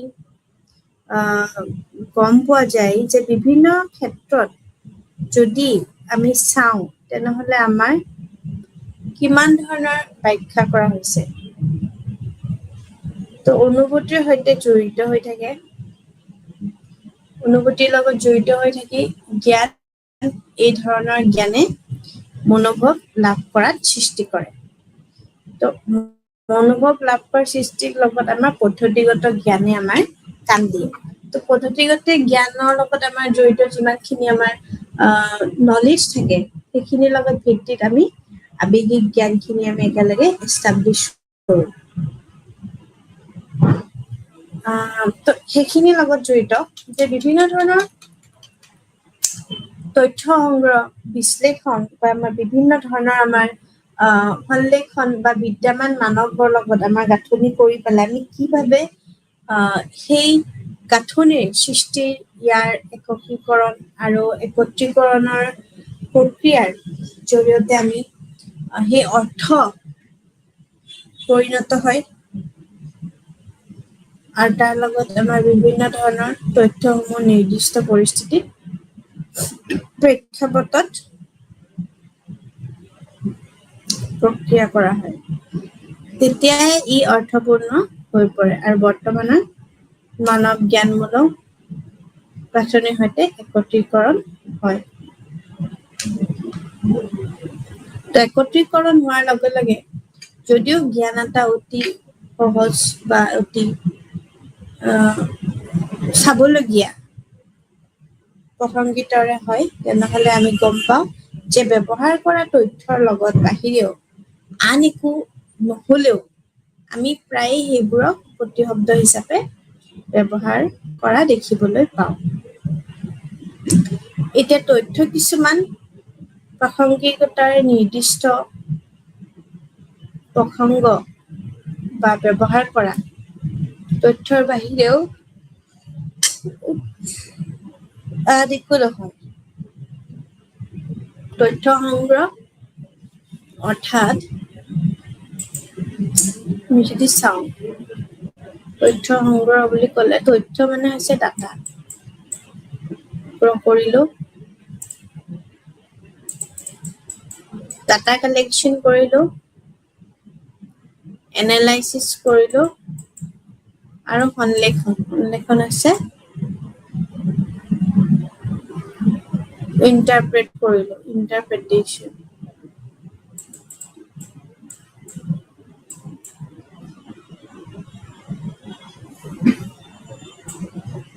জ্ঞানমূলক গাঁথনি knowledge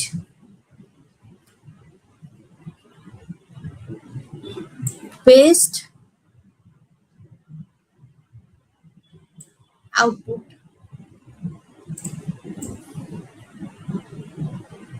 মানৱৰ মনত জ্ঞানৰ গাঁথনি হোৱা বিভিন্ন ধৰণৰ আউটপুট হোৱা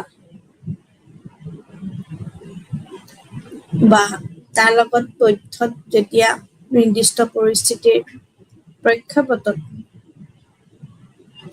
প্ৰক্ৰিয়াকৰণ কৰা হয় তেতিয়া আমি গম পাওঁ যে অৰ্থপূৰ্ণ হৈ পৰে আৰু বৰ্তমান মানৱ জ্ঞানমূলক গাঁথনিৰ সৈতে আমি একত্ৰিত হ'ব পাৰো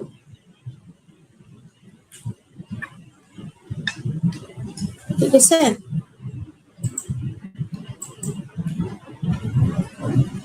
জ্ঞান সাধাৰণতে বক্তব্য বা প্ৰস্তাৱনাৰ ৰূপত প্ৰকাশ কৰা হয়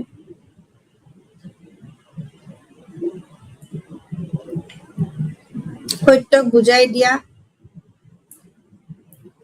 অৰ্থপূৰ্ণ বক্তব্য প্ৰস্তাৱ বুলি কোৱা হয় যিকোনো বক্তব্যই প্ৰস্তাৱ বুলি হ'বলৈ হ'লে তিনিটা প্ৰয়োজনীয়তা পূৰণ কৰিব লাগিব সঁচা হ'ব লাগে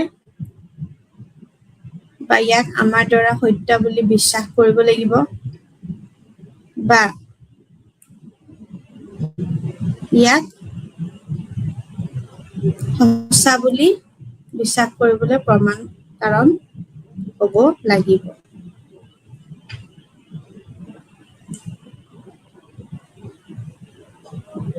এতিয়া জ্ঞান আহৰণৰ বিভিন্ন ধৰণৰ উপায় যেনেকে মই ক'লো অন্তৰ্দৃষ্টি উপায় থাকে বা ব্যক্তি কিছুমান আহৰণ কেইবাটা উপায় থাকে যেনেকে নিৰ্দিষ্ট পৰিস্থিতিত সন্মুখীন হোৱাৰ উপায় থাকে এটা বা ধাৰণাটোক বুজাই দিয়ে বা আমাৰ অন্তৰ্দৃষ্টিয়ে বিভিন্ন ধৰণৰ উৎপন্ন কৰা ধাৰণাটো হৈছে আমি কোনো কাৰণ বা প্ৰমাণ নোহোৱাকৈ আমি সঁচা বুলি বিশ্বাস কৰিলো এইটো হৈছে অন্তৰ্দৃষ্টি অৰ্থাৎ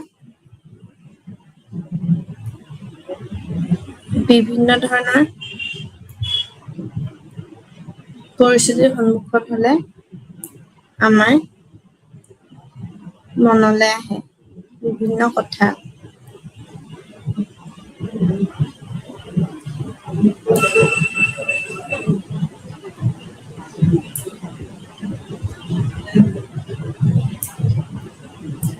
আমাৰ মনলৈ আহে আৰু কোনো কাৰণ বা প্ৰমাণ নোহোৱাকৈ আমি সঁচা বুলি বিশ্বাস কৰোঁ।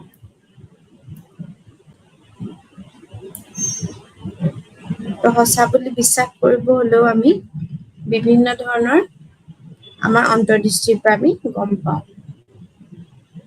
তো সেইখিনিয়ে যে কৃতিত্বৰ জৰিয়তে জ্ঞানৰ বিভিন্ন ধৰণৰ পৰিয়ালৰ সদস্যসমূহ বা আমাৰ ওচৰ চুবুৰীয়া বা আমাৰ বিভিন্ন ধৰণৰ বিদ্যালয় আদিৰ সৈতে আমাৰ আদান প্ৰদানৰ ফলত আমি যি বুজাবুজি লাভ কৰোঁ এইখিনি বা ধৰ্মীয় সংগঠন, স্থানীয় চৰকাৰী সংগঠন আদিৰ সৈতে আমাৰ আদান প্ৰদানৰ ফলত আমি যি বুজাবুজি লাভ কৰোঁ হয়তো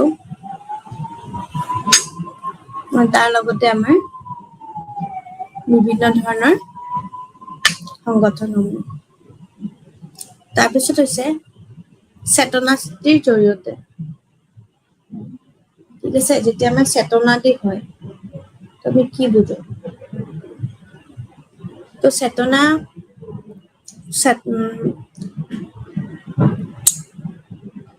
জৰিয়তে যেতিয়া আমাৰ জ্ঞান হয়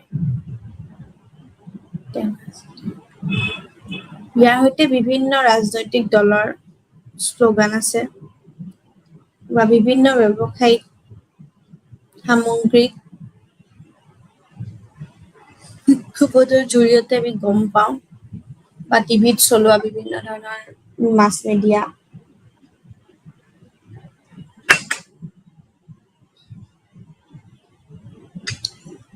মিডিয়া হ'ব পাৰে বা বিভিন্ন ধৰণৰ আমাৰ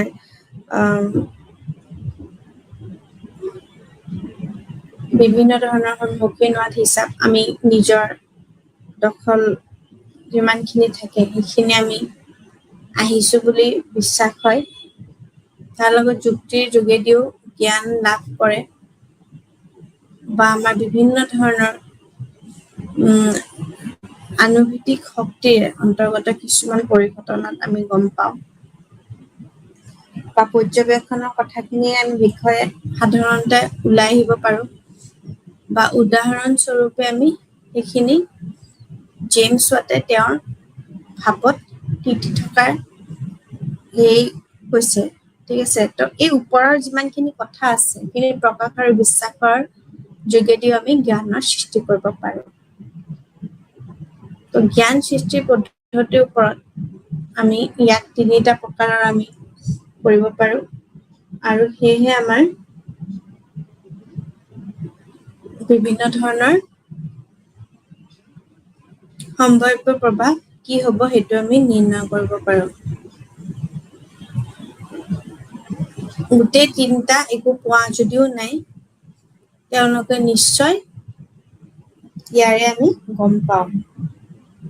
তো মই যোনটো ক'লো অভিজ্ঞতা ভিত্তিক আমাৰ জ্ঞান থাকে সেইখিনি আমাৰ জ্ঞানৰ আগতে আমি অভিজ্ঞতা জ্ঞান নাথাকে বুলি কওঁ। কেতিয়াও অভিজ্ঞতাৰ আগতে অভিজ্ঞতাৰ জ্ঞান কেতিয়াও নাথাকে।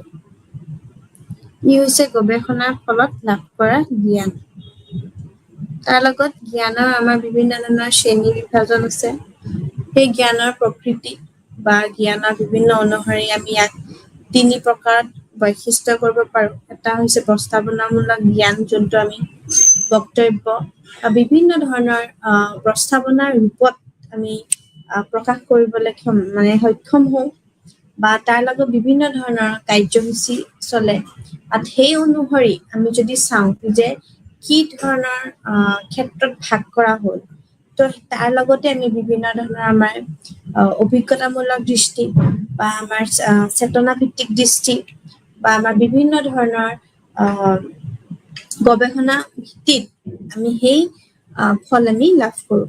ঠিক তেনেকুৱাকে যে যেতিয়া এই নিৰীক্ষা কৰে বা বিভিন্ন ধৰণৰ উপদেষ্টাসকলে আমাৰ বিভিন্ন ধৰণৰ মেথড ফ'ল' কৰে, তাৰ লগতে যদি আমি চাওঁ তেতিয়া আমি ক'ব পাৰোঁ যে এই যোনটো এটা ইণ্টাৰকানেকশ্যন থাকে প্ৰি আমাৰ যেতিয়া পষ্টেৰিয়ৰ আৰু এই প্ৰায়ৰ যোনটো নলেজৰ সেইটোত আমি এটা অভিজ্ঞতা আমাৰ সৃষ্টি কৰে আৰু সেই অভিজ্ঞতাটো আমাৰ সদায় গৱেষণাৰ জৰিয়তে আমি সেই ফলটো পাওঁ তো গৱেষণা বুলি ক'লে বা গৱেষণা ভিত্তিক বুলি ক'লে আমি গৱেষণামূলক যেতিয়া আমাৰ জ্ঞান অৰ্থাৎ সেইটো হৈছে আমাৰ এক্সপেৰিয়েঞ্চিয়েল নলেজ যোনটো যাক কয় তাৰ লগত আমি পৰ্যবেক্ষণ কৰা বা আমাৰ বিভিন্ন ধৰণৰ অধ্যয়নৰ আমি যেতিয়া আমি ফলাফলস্বৰূপ লাভ কৰোঁ তেতিয়া আমি কওঁ যে এটি সহজ সৰল বা জ্ঞান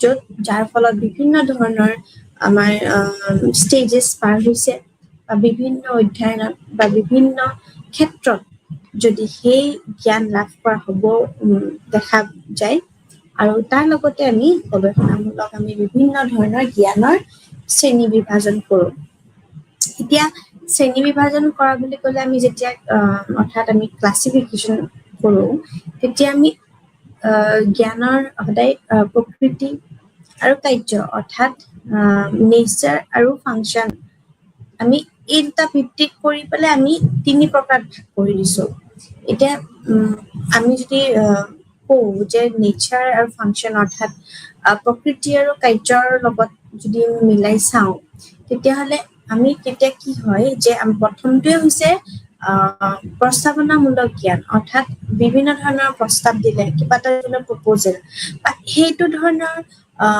বক্তব্য বা প্ৰস্তাৱনাৰ ৰূপত সদায় প্ৰকাশ পোৱা জ্ঞান হয় আৰু এই জ্ঞানটোৰ লগত আমাৰ কিন্তু যোনটো অভিজ্ঞতা ভিত্তিক আমাৰ জ্ঞান আছে সেইটো আমাৰ জড়িত হৈ আছে তো তাৰ অনুসৰি যদি চাওঁ তেতিয়া আমি ক'ব পাৰোঁ যে বিভিন্ন ধৰণৰ সময়ত আমাৰ জ্ঞানৰ শ্ৰেণী বিভাজন হোৱা দেখা যায় আৰু এই জ্ঞানৰ শ্ৰেণী বিভাজনৰ লগত এটা আমাৰ বিভিন্ন ধৰণৰ আন্তৰ্দৃষ্টিক এটা আমাৰ প্ৰকাশ পোৱা যায় আৰু তাৰ লগত এটা সেইখিনি সময়তে এটা যোগাযোগ জ্ঞানৰ সৃষ্টি হয় অৰ্থাৎ যেতিয়া আমাৰ কমিউনিকেশ্যন বিভিন্ন ধৰণৰ জ্ঞানৰ সৃষ্টিৰ পদ্ধতি হয় সেইটোত আমি নিৰ্ভৰ কৰি আমি 3টা প্ৰকাৰৰ অধীনত আমি ৰাখিব পাৰোঁ সেইকেইটা হ'ল বিভিন্ন এটা হৈছে যোনটো আগত বা আমাৰ বিভিন্ন ধৰণৰ আগতেই সদায় জ্ঞানৰ ইতিমধ্যে আমাৰ বিভিন্ন অৰ্থত ব্যৱহাৰ কৰি এটা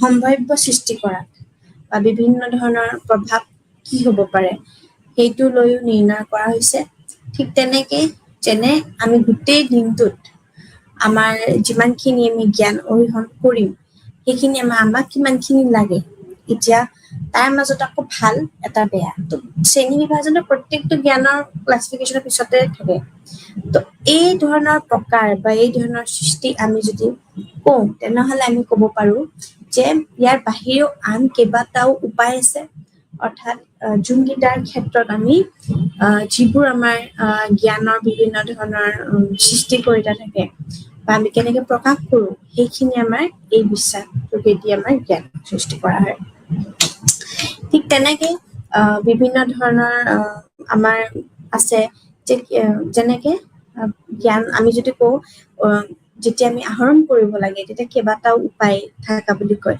সেই উপায়ৰ লগতে প্ৰথমটোৱে হ'ল অন্তৰ্দৃষ্টিৰ জৰিয়তে অৰ্থাৎ আমাৰ যিটো পাৰচেপশ্যন থাকে বা আমাৰ যিটো মানে কেনেকৈ আমি বস্তুটো কেনেকৈ ভিউ কৰিম বা আমি যোনটো আমি মানে একুৱাই কৰিম তো সেইটোৰ লগতে আমি তাৰ লগত আমি অন্তৰ্দৃষ্টিত আমাক গম পায় যেনেকৈ নিৰ্দিষ্ট এটা পৰিস্থিতিত সন্মুখীন হ'লে আমাৰ মনলৈ সদায় এটা ধাৰণা অহাটো মানে কি ধাৰণা অহাটো বুজা দেখা যায় যেনেকৈ যিকোনো পৰিস্থিতি যেনেকৈ আমাৰ অন্তৰ্দৃষ্টিৰ যদি আমি চাওঁ যে যিকোনো বস্তু এটা উৎপন্ন কৰা গৈছে এটা চিটুৱেশ্যন উৎপন্ন কৰা গৈছে তাৰ ক্ষেত্ৰত সেই ধাৰণাটো এটা আছে তাৰ লগত বিহাইণ্ড এটা ধাৰণা আছে তো আমি কোনো কাৰণ বা আমি যেতিয়া প্ৰমাণ নোহোৱাকৈ সেই বস্তুটো সঁচা বুলি বিশ্বাস কৰোঁ বা তাত কোনো ধৰণৰ এভিডেন্স নাই বা আমি কেতিয়াবা কওঁ যে বস্তুটো এনেকুৱা বা তেতিয়া তাত কোনো ধৰণৰ যদি এভিডেন্স নাই তেতিয়া সেইটো হৈছে আমাৰ অন্তৰ্দৃষ্টি অৰ্থাৎ আমি কেনেকৈ বস্তুটো আমি ইকুৱাই কৰোঁ বা আমি পাৰচিভ কৰো একচুৱেলি সেইটোৰ বেছ কৰি পেলাই আমি সেই জ্ঞানটো আমি এষ্টাব্লিছ কৰো বাট তাতে কোনো ধৰণৰ যোনটো আমি উইটনেছ কৰা নাই বা আমি চকু দি দেখা নাই কি হোৱা নাই বা আমাৰ কোনো ধৰণৰ নলেজটো ভেলিডেশ্যন নাই তো সেই নলেজৰ কোনো ধৰণৰ ভেলিডেশ্যন নাথাকে বুলি দেখা যায় তো যেতিয়া এজন মানুহৰ অন্তৰ্দৃষ্টিৰে দেখে বা সেই বস্তু উৎপন্ন হোৱা দেখা পায় তেনেহলে এইটো একচুৱেলি সঁচা বুলি ভাবিব লগাটো উচিত হয় তো সেইটোৱে কথা যে অন্তৰ্দৃষ্টিৰ জৰিয়তে আমি যদি চাওঁ যদি আমি গম পাওঁ যে কিন্তু এই ল'ৰাটো পঢ়াত বেয়া ফৰ এক্সাম্পল এটা ষ্টুডেণ্ট পঢ়াত বেয়া এইটো আমি এনে কি বেয়া ইন দ্য চেন্স কি হয়তো বহুত ফেক্টৰ হ'ব পাৰে মাৰ্কছ কম পোৱা বা বিভিন্ন ধৰণৰ ক্লাছত আনএটেণ্টিভ বা বিভিন্ন ধৰণৰ যোনবোৰ এক্টিভিটিজ থাকে co-curricular activities থাকে আমাৰ সহপাঠ্যক্ৰমিক যোনবোৰ কাৰ্যসূচী থাকে এইবোৰত হয়তো পাৰ্টিচিপেশ্যন নাই তো এনেকুৱা ধৰণৰ বহুত ফেক্টৰ্ছ হ'ব পাৰে but that doesn't mean that এইবোৰ যদি ফেক্টৰ একো নাই ষ্টিল আমি কৈ দিওঁ যে মানুহটো বেয়া তো সেইটো কোৱাটো কোনো যুক্তি নাই তো সেইটো একচুৱেলি আমাৰ অন্তৰ্দৃষ্টি আমি সেইটো বস্তু তেনেকুৱাকে পাৰচিভ কৰিলো দেট ইজ ৱাই সেইটো অন্তৰ্দৃষ্টিৰ জৰিয়তে জ্ঞান লাভ কৰা বুলি কয় যোনটো বেগ হয় বা আমাৰ কোনো কেতিয়াও সেইটোত প্ৰমাণ নাই কিন্তু আমি সেইটো সঁচা বুলি কওঁ তো ঠিক সেইটো কৈছে অন্তৰ্দৃষ্টি আৰু কেতিয়াবা কি হয় যে আমি কিছুমান বস্তু আমি কৃতিত্বত কওঁ কৃতিত্বৰ জৰিয়তে জ্ঞান দিওঁ এতিয়া কৃতিত্ব বুলি ক'লে কৃতিত্ব বা কৃতজ্ঞতা বুলি যেতিয়া কওঁ তেতিয়া হৈছে যেতিয়া আমাৰ কিছুমান কেতিয়াবা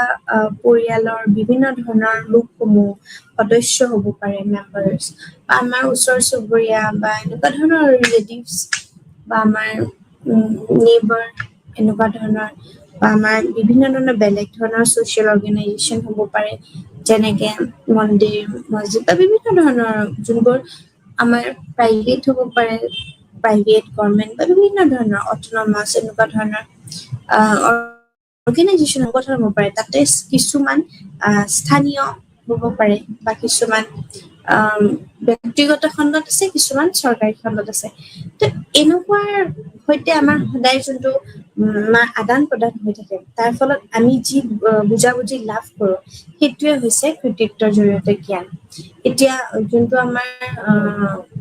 আমাৰ বিভিন্ন ধৰণৰ ইনষ্টিটিউশ্যনছ বিলাকত কেতিয়াবা কি হয় যে এখন ইনষ্টিটিউশ্যন আৰু আন এখন ইনষ্টিটিউশ্যনৰ লগত কিছুমান MOU চাইন কৰে যোনটো আমাৰ মেমৰেণ্ডাম অফ আণ্ডাৰষ্টেণ্ডিং বুলি কয় তো সেইটো ভিত্তিত কি হয় বিভিন্ন ধৰণৰ কেতিয়াবা এক্সচেঞ্জ প্ৰগ্ৰেমছ হয় যেনেকে ষ্টুডেণ্ট এক্সচেঞ্জ প্ৰগ্ৰেম বিলাক থাকে যেনেকে বিভিন্ন ধৰণৰ ইণ্টাৰ্ণশ্বিপছ থাকিব পাৰে বা ক্লাছৰুম টিচিং থাকিব পাৰে বা কিছুমান ফেকাল্টি এক্সচেঞ্জ হয় তেতিয়া কি হয় এটা আমাৰ বুজাবুজি যোনটো আমাৰ চুক্তি বুলি কয় তো সেই চুক্তিখনৰ অধীনত কি হয় যে বিভিন্ন ধৰণৰ মাল্টি ফাংচনেল যোনবিলাক কাম হ'ব পাৰে তো তাৰ লগত এটা বুজাবুজি চুক্তিতে সেইখিনি আমাৰ দুইখন ইনষ্টিটিউশ্যনৰ মাজত হয় তো তাত কোনো ধৰণৰ এইটো নহয় মেণ্ডেটৰী যে সেইখন ইনষ্টিটিউশ্যন প্ৰাইভেটেই হ'ব লাগিব ব্যক্তিগত খণ্ডত বা সেইখন ইনষ্টিটিউশ্যন চৰকাৰী হ'ব লাগিব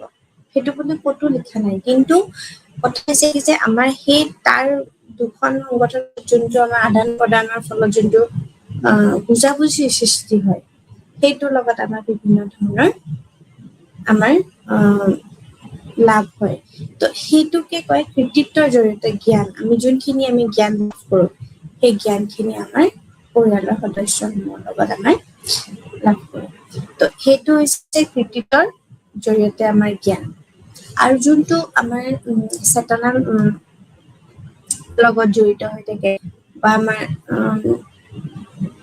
বিভিন্ন ধৰণৰ যেনেকে বিভিন্ন ৰাজনৈতিক আমাৰ দলৰ কেতিয়াবা কিছুমান কি হয় যে পলিটিকেল পাৰ্টিজ কিছুমান শ্লোগান থাকে বা বিভিন্ন ধৰণৰ ব্যৱসায়িক সামগ্ৰী কিছুমান থাকে যদি আমি কমাৰ্চিয়েল ইউজত চাওঁ তেতিয়া বা বিজ্ঞাপনৰ জৰিয়তে বা বিভিন্ন ধৰণৰ প্ৰিণ্ট মিডিয়া বা আমাৰ নন প্ৰিণ্ট মিডিয়া যেনেকে টেলিভিশ্যন হ'ব পাৰে বা অডিঅ' ভিজুৱেল এইডছ এইবিলাক থাকে আমাৰ বা বিভিন্ন ধৰণৰ ICT তো এনেকুৱা ধৰণৰ যেতিয়া আমি পুনৰাবৃত্তিমূলকভাৱে আমি অপপ্ৰচাৰ সন্মুখীন হোৱাৰ প্ৰভাৱ পেলায় কেতিয়াবা কি হয় যে সেই আমি নিজৰ দখলৈ লৈ আহিছো বুলি আমি বিশ্বাস সৈতে জড়িত হৈ যায় তো ঠিক সেইটোৱে কি যে বিভিন্ন ধৰণৰ ব্যৱসায়িক সামগ্ৰী বা বিভিন্ন ধৰণৰ বিজ্ঞাপনৰ জৰিয়তে যে এডভাৰটাইজমেণ্টৰ জৰিয়তে আমি আমাৰ যিকোনো পুনৰাবৃত্তিমূলকভাৱে আমি যেনেকে এতিয়া ফৰ এক্সাম্পল পাৰ্টিকুলাৰ এটা দল পলিটিকেল পাৰ্টি যেনেকে ইলেকশ্যনছ আহে তাৰ আগে আগে কেম্পেইনিং চলে তাৰ আগত যোনখিনি আমাৰ প্ৰপেগেণ্ডা থাকে বা আমাৰ কেম্পেইন কৰিলে যোনখিনি আমাৰ লোগোছ বনোৱাৰ পৰা আদি কৰি বা যোনখিনি আমাৰ শ্লোগান থাকে পাৰ্টিকুলাৰলি সেইখিনি আমাৰ এটা নিজৰ নিজৰ ষ্ট্ৰেটেজি থাকে আৰু তাৰ লগত সেইটো পুনৰাবৃত্তিমূলক চলে এইটো এনেকুৱা নহয় যে অকল এবাৰে হয় বাট বছৰে বছৰে সেই টেগলাইন বা একেখিনি বস্তুৱে অপপ্ৰচাৰ হৈ আছে মানে একেখিনি বস্তু এডভাৰটাইজমেণ্টৰ থ্ৰুৱেদি আমাৰ জ্ঞান আমি পাইছো যে যেনেকে ফৰ এক্সাম্পল যোনখিনি আমাৰ কাউন্সিল অফ মিনিষ্টাৰ্ছ আছে তো সেইখিনি মিনিষ্টাৰ্ছৰ যেনেকে উড টেকিং বা বিভিন্ন ধৰণৰ মিটিংছ এণ্ড অল সেইবোৰত যেতিয়া আমাৰ অপপ্ৰচাৰ বিলাক হোৱাৰ আমাৰ প্ৰভাৱ আমাৰ পৰে বা আমি কেতিয়াবা সেই নিজৰ বুলি সেই তাৰ লগত আমাৰ সেই টিমটোৰ বা সেই গ্ৰুপটোৰ লগত আমি নিজকে খাপ খুৱাই লওঁ তো সেইটো হৈছে একচুৱেলি এটা আমাৰ যোনটো আমাৰ কগনিশ্যনৰ পৰা বা আমাৰ কগনিটিভ যোনকেইটা আমাৰ ডমেইন আলোচনা কৰিম তাৰ লগত জড়িত হৈ আছে তো সেইখিনি সন্মুখীন হোৱাৰ হিচাপত আমি বিভিন্ন দখললৈ আহিছো বুলি আমাৰ বিশ্বাসৰ সৈতে জড়িত হৈ যায় ঠিক তেনেকেই আমাৰ অপপ্ৰচাৰ আমি গম পাওঁ তো সেইটো হৈছে তাৰপিছত আমাৰ যোনটো যুক্তিৰ যোগেদি যোনটো আমাৰ জ্ঞান লাভ কৰোঁ তো এই যুক্তিৰ যোগেদি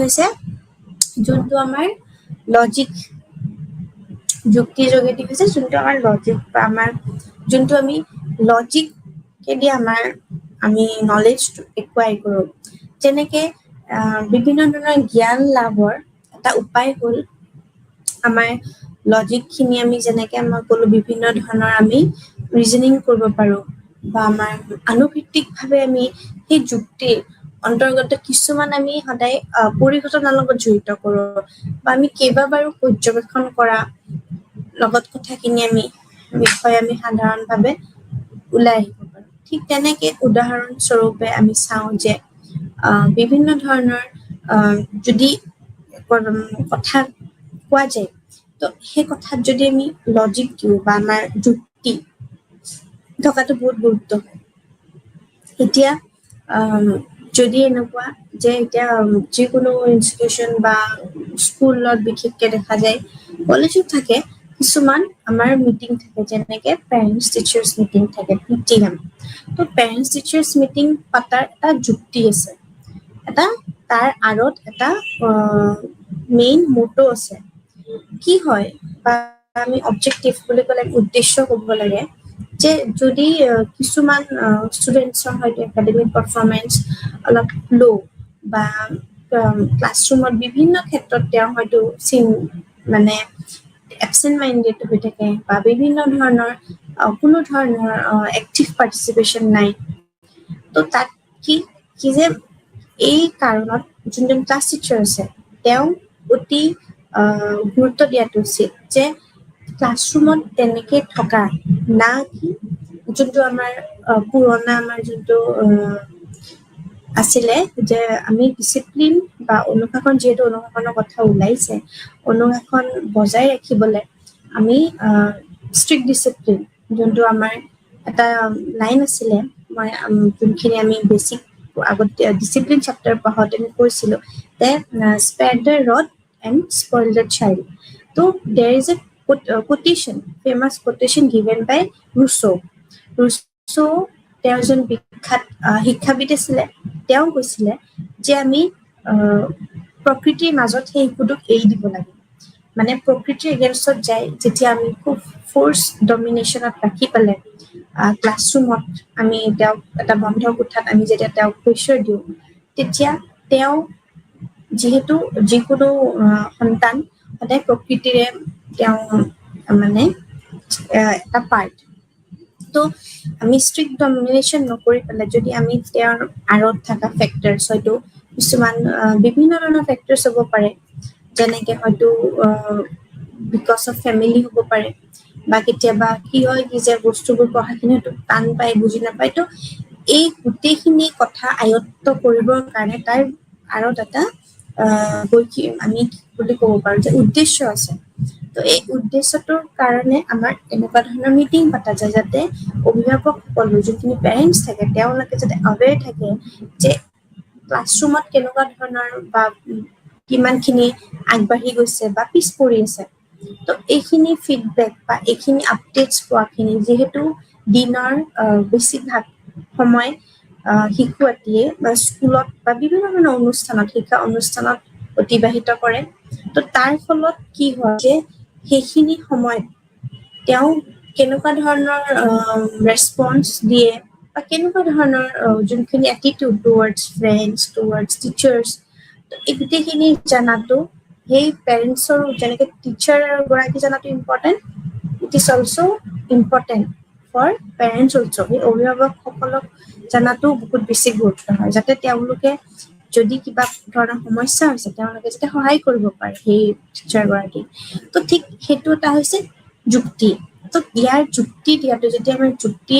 ভিত্তিক বা আমি যুক্তিৰ লগত ইউজ কৰি যোগেদি জ্ঞান দিয়া যায় তেতিয়া আমি কওঁ যে এনেকুৱা ধৰণৰ বিভিন্ন ধৰণৰ আমি বিভিন্ন ধৰণৰ এছাইনমেণ্টছ হ'ব পাৰে বা প্ৰজেক্ট ৱৰ্ক হ'ব পাৰে তো এই গোটেইখিনি কামত সেই স্কুলখনৰ বা পাৰ্টিকুলাৰলি ক্লাছ টিচাৰজনৰ এটা যুক্তি আছে তো প্ৰত্যেক কথাত মানে সেইটো কাৰণে কিছু আমি পৰ্যবেক্ষণ কৰিব লাগে সেইটো কাৰণে বাৰে বাৰে কোৱা হৈছে যে পৰ্যবেক্ষণ কৰাটো খুবেই বেছি ইম্পৰ্টেণ্ট এতিয়া পৰ্যবেক্ষণ অৰ্থাৎ কৈছে যোনটো আমাৰ অবজাৰ্ভেশ্যন তো এইবোৰ ক্ষেত্ৰত কিন্তু অবজাৰ্ভেশ্যনে বহুত বেছি গুৰুত্ব দিয়ে তো আমি we need to observe the things তো এই অবজাৰ্ভ পৰ্যবেক্ষণ কৰাত আমাৰ কথাখিনি সেই বিষয়টোক আমি সাধাৰণভাৱে হয়তো আমি তেওঁক সেই সমস্যাটোৰ পৰা ওলাই অহাত আমি বহুতখিনি সহায় কৰিব পাৰোঁ তো যুক্তিভিত্তিক আমি কোৱাৰ লগতে আৰু যোনটো জেমছ ৱাটে অলৰেডি তেওঁ কৈছে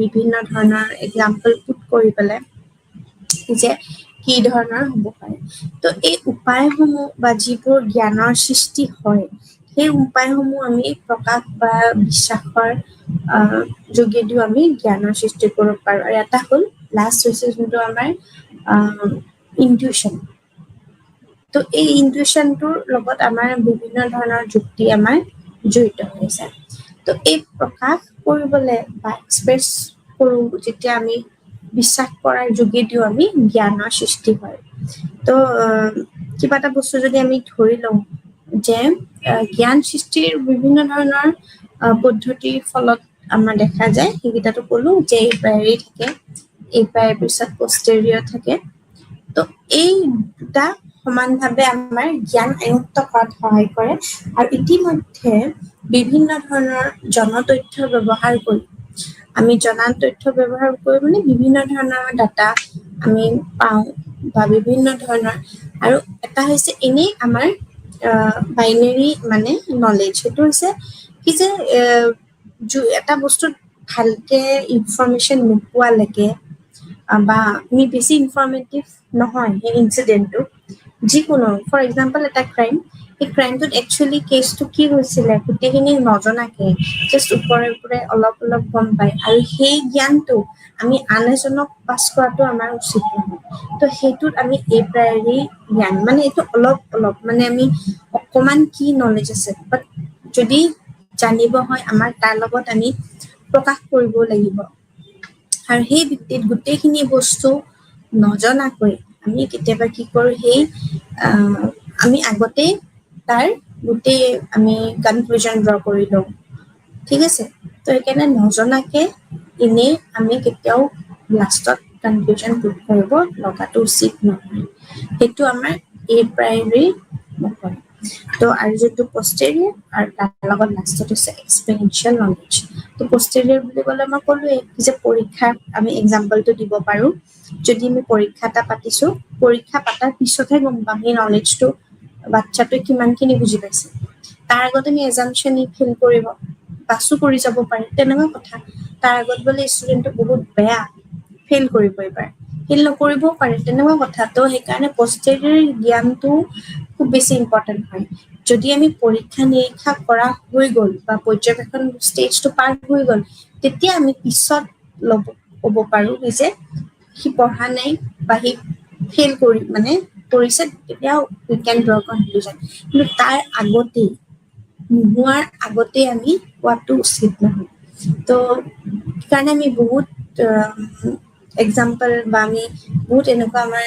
দৈনন্দিন জীৱনত এনেকুৱা ধৰণৰ এক্সাম্পলছ বিলাক আমি দেখি থাকো তো এটা হৈছে এইটো যোনটো অভিজ্ঞতা ভিত্তিক জ্ঞান অৰ্থাৎ এক্সপেৰিয়েঞ্চিয়েল নলেজ যাৰ অভিজ্ঞতাৰ পৰা যোনটো আমি শিক্ষণ সেইটো আটাইতকৈ ডাঙৰ শিক্ষণ হয় তো অভিজ্ঞতাৰ আগতে সেই অভিজ্ঞতাৰ জ্ঞান কাৰো নাথাকেই তো অভিজ্ঞতাৰ জ্ঞান নোহোৱাকে বা যিকোনো বস্তু বিকজ কি হয় এডুকেশ্যন ইটসেল্ফ এক্সপিৰিয়েঞ্চ যদি আমি কওঁ যে শিক্ষা বুলি ক'লেনো গোটেই শিক্ষাৰ বিষয়টো তেনেকুৱা শিক্ষা বুলি ক'লে আমি কি বুজো যে আমি আচলতে অভিজ্ঞতা not only in terms of formal education অকল আমাৰ যোনখিনি আমাৰ ফৰ্মেল সেইখিনি আনুষ্ঠানিক শিক্ষা অকল আনুষ্ঠানিক শিক্ষা দিয়েতো আমাৰ গোটেই এক্সপেৰিয়েঞ্চিয়েল লাৰ্ণিং নহয় যোনখিনি তাৰ লগত ইনফৰ্মেল লাৰ্ণিং হয় at the same time from family from society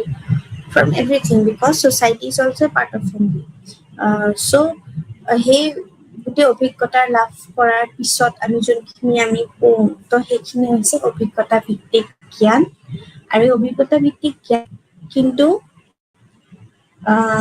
main তাৰ যোনটো ফেক্টৰ সেইটো হৈছে ৰিচাৰ্চ কৰা এইটো হৈছে গৱেষণাৰ ফলত লাভ কৰা জ্ঞান তো গৱেষণাৰ ফলত লাভ কৰি যোনটো আমি জ্ঞান মানে আমি একুৱাই কৰোঁ সেইটোহে একচুৱেলি আচল নলেজ তো জ্ঞানৰ যেতিয়া আমি শ্ৰেণী বিভাজন কৰোঁ ক্লাছিফিকেশ্যন কৰোঁ তেতিয়া আমি গম পাওঁ যে প্ৰস্তাৱনামূলক জ্ঞানটো ইম্পৰ্টেণ্ট হয় প্ৰস্তাৱনামূলক মানে যেতিয়া আমি বক্তব্য দিওঁ বিভিন্ন ধৰণৰ যেনেকৈ আমাৰ লেকচাৰ হ'ব পাৰে বা আমি যেতিয়া স্কুলত আমি এক্সাম্পল স্পীচ বা আমাৰ যেতিয়া আমি কওঁ কিবা এটা টপিকৰ ওপৰত বিভিন্ন ধৰণৰ লেকচাৰ চিৰিজ থাকিব পাৰে বা বিভিন্ন আমি যেতিয়া এখন ইনষ্টিটিউশ্যনৰ যেতিয়া এজন গেষ্ট ফেকাল্টি লেকচাৰ কাৰোবাৰ যদি মটিভেশ্যনেল কিছুমান স্পীকাৰ থাকে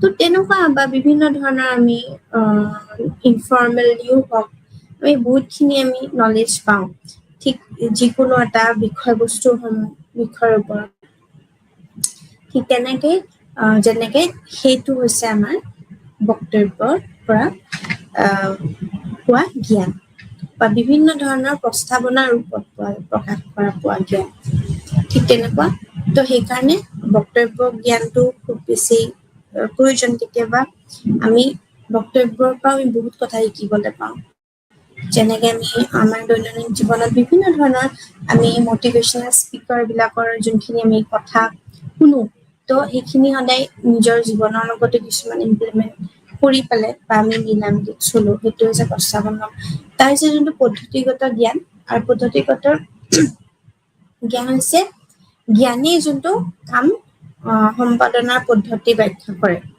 যোনটো মানে আমাৰ এটা গোটেই প্ৰচিডিউৰেল নলেজ বুলি যাক কয় এটা পদ্ধতি আছে এটা মেথড মানে মেথডফুল নলেজ যোনটো আমাৰ এটা মেথডৰ থ্ৰুৱেদি হয় এনেই নহয় এটা প্ৰচেছ পদ্ধতি আছে ষ্টেজ 1 ষ্টেজ 2 ষ্টেজ 3 লাষ্টত আমি কনক্লুজন ড্ৰ কৰোঁ আৰু এটা হৈছে আৱেগিকভাৱে হোৱা জ্ঞান আৱেগিক জ্ঞানটো হৈছে এই ধৰণৰ জ্ঞানৰ কোনো মানে কোনো ধৰণৰ সমাধান নাই ঠিক আছে কোনো ধৰণৰ মানে তাত মানে ডিপ আমি ৰিলায়েবল হ'ব নোৱাৰোঁ তাত কোনো ধৰণৰ ৰিলায়েবিলিটি নাই আৱেগিক হৈ পেলাই কোৱা এটা ষ্টেটমেণ্ট ফৰ এক্সাম্পল আৱেগিক হৈ যেতিয়া ডিপ ইমোশনাল এটা ষ্টেটমেণ্ট কোৱা যায় তেতিয়া আমাৰ সেই জ্ঞানৰ কোনো ধৰণৰ মিনিং নাই তো সেইটো কৈছে যে এই ধৰণৰ জ্ঞানে কেতিয়াও আমাৰ মনোভাৱ আৰু অনুভূতিৰ সৈতে তাৰ লগতে আমাৰ জড়িত হৈ থাকে আমাৰ যোনটো সাইকোলজিক্যাল মানে যোনখিনি ইমোশন থাকে এইটো ইমোশনাল নলেজ যোনটো সেইটো deep back rooted in our psychological process মানে আমাৰ মনোবিজ্ঞানিক যোনটো দৃষ্টিভংগী বা মনোবিজ্ঞানিক যোনটো প্ৰক্ৰিয়া তাৰ ফলত ওলোৱা সেইটো জ্ঞান হয় তো পাৰচেপশ্যনৰ পৰাই হ'ব পাৰে বা বিভিন্ন ধৰণৰ জ্ঞানৰ আমাৰ যোনটো দৃষ্টিভংগী সেইটোৰ পৰা হোৱা এটা অনুভূতিৰ লগত জড়িত হৈ থাকে তো সেইকাৰণে আমাৰ আৱেগিক জ্ঞানটো মেইনলি তাৰ লগত আমাৰ পদ্ধতিগত জ্ঞান তো লাষ্ট যোনটো আমাৰ ষ্টেট সেইটো হৈছে আমাৰ আৱেগিকভাৱে যোনটো আমাৰ জ্ঞান আমি লাভ কৰোঁ সেইটো তো অনুভূতিৰ সৈতে জড়িত এটা আছে তো অনুভূতিৰ লগত জড়িত হৈছে যোনটো আমাৰ বিভিন্ন সময়ত আমাৰ ওলোৱা আমাৰ ব্যাখ্যাসমূহ কথাসমূহ বা যোনটোৰ কোনো মানে বেছ নাই সেইটো যদি আজি এতিয়া হয়তো আমি ইমোশ্যনেলি হৈ পেলাই কোৱা কথাটো কালি হয়তো নহ'বও পাৰে তো তাত কোনো ধৰণৰ মানে ৰিলায়েন্স নাই আৰু কোনো ধৰণৰ তাৰে কোনো পাৰ্মানেণ্ট এইটো মানে সলিউশ্যন নহয় তো সেইটো কাৰণে সেই জ্ঞানৰ ওপৰত আমি বহুত বেছি ডিপেণ্ড হোৱাটো উচিত নহয় তো সেইকাৰণে পদ্ধতিগত জ্ঞান ইয়াৰ ওপৰত এটা সম্পাদনৰ পদ্ধতি জনাই আৰু সেই সম্পাদনৰ পদ্ধতিৰ মাজত আমাৰ গোটেইখিনি আমি এই তিনি জ্ঞান আমি লাভ কৰোঁ তো এই গোটেইখিনি শ্ৰেণী বিভাগৰ মাজত আমাৰ এইটো হৈছে আমাৰ প্ৰকৃতি আৰু কাৰ্যৰ অনুসৰি মানে এইটো অন দ্য বেচিছ অফ আমি ইয়াৰ পিছত আৰু বেলেগ বেলেগ বেচিছ আছে যেনেকৈ on the basis of society on the basis of function বেলেগ বেলেগ আছে প্ৰথমটো হৈছে নেচাৰ তো নেচাৰত বা প্ৰকৃতিৰ শ্ৰেণী বিভাজনত আমি তিনিটা পাওঁ প্ৰস্তাৱনামূলক পদ্ধতিগত আৰু আৱেগিক এই তিনিটা থাকে আৰু মেথড দুটা হৈছে প্ৰায়ৰী পষ্টেৰী আৰু অভিজ্ঞ ভিত্তিক জ্ঞান তিনিটা তো এই মুঠতে গোটেইখিনি আমি ইয়াৰ বাহিৰেও আৰু কেইবাটাও আমাৰ উপায় আছে বা আমাৰ মেথড আছে যিবোৰৰ পৰা জ্ঞানৰ প্ৰতীক সৃষ্টি হয় তো প্ৰকাশ আৰু বিশ্বাসৰ যোগেদিও আমাৰ জ্ঞানৰ সৃষ্টি হয় কেতিয়াবা আমি এক্সপ্ৰেছ কৰোঁ প্ৰকাশ কৰোঁ কিবা এটা বস্তু তো সেইটো দিও আমি গম পাওঁ কি যে মানুহজনে কি ভাবি আছে তো ঠিক তেনেকুৱা তাৰ লগত আমি বিশ্বাসো কৰিব লাগিব যদি আমি নলেজটো যদি আমাক ক্লাছ এতিয়া আমি টিচাৰ আমাক পঢ়ায় আমি যি কয় সেইটোৱে আগতে শুনি লওঁ বা আমি বুজি লওঁ কিন্তু সেইটো এটা আমাৰ বিশ্বাস কৰা যায় কি যে টিচাৰ হয় বুলি যি ক'ব কাৰেক্ট হ'ব তো সেইটোতো কিন্তু লজিক থাকিব লাগিব তো ঠিক সেইকাৰণে কৈছে কি যে প্ৰকাশ আৰু বিশ্বাস তাৰ যোগেদিও আমাৰ জ্ঞানৰ সৃষ্টি হয় তো সেইকাৰণে আমাক এই মেথডকেইটা আমি কৰি চালে আমি গম পোৱা যায় যে যিবোৰ জ্ঞান সৃষ্টি হয় তাৰ উপৰি বিভিন্ন ধৰণৰ আমাৰ পদ্ধতি থাকে আৰু যোনটো আমাৰ যুক্তিৰ যোগেদি জ্ঞান হয় সেইটোৰ এক্সাম্পল আমি জেমছ ৱাটে যোনটো ডেফিনেশ্যন দিছে আমি সেইটো ফিল্ট্ৰেশ্যন থিয়ৰীৰ লগত জড়িত সেইটো আমি ৰিলেট কৰিব পাৰোঁ আৰু তাৰ লগত আমি বিভিন্ন ধৰণৰ ইণ্ডাক্টিভ ৰিজনিং আৰু ডিডাক্টিভ ৰিজনিঙৰ আমি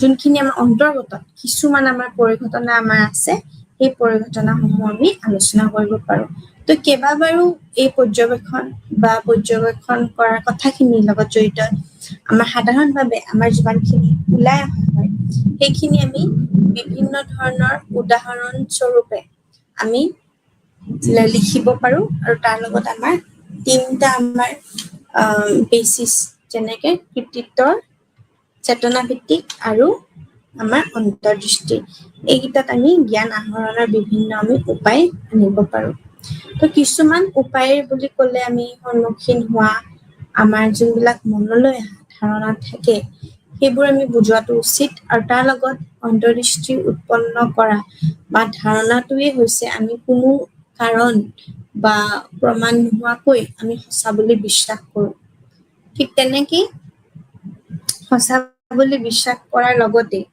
আমাৰ বিভিন্ন জড়িততে আমি সন্মুখীন হলে আমাৰ মনলৈ অহা ধাৰণাসমূহ আমি বুজাই দিব পাৰো বা আমাৰ অন্তৰ্দৃষ্টিৰে আমি বিভিন্ন ধৰণৰ উৎপন্ন হোৱাত আমি সদায় সহায় কৰো তো ঠিক তেনেকৈ সেই ধাৰণাসমূহ হৈছে আমাৰ বিভিন্ন আহৰণ কৰাৰ বিভিন্ন উপায় ধন্যবাদ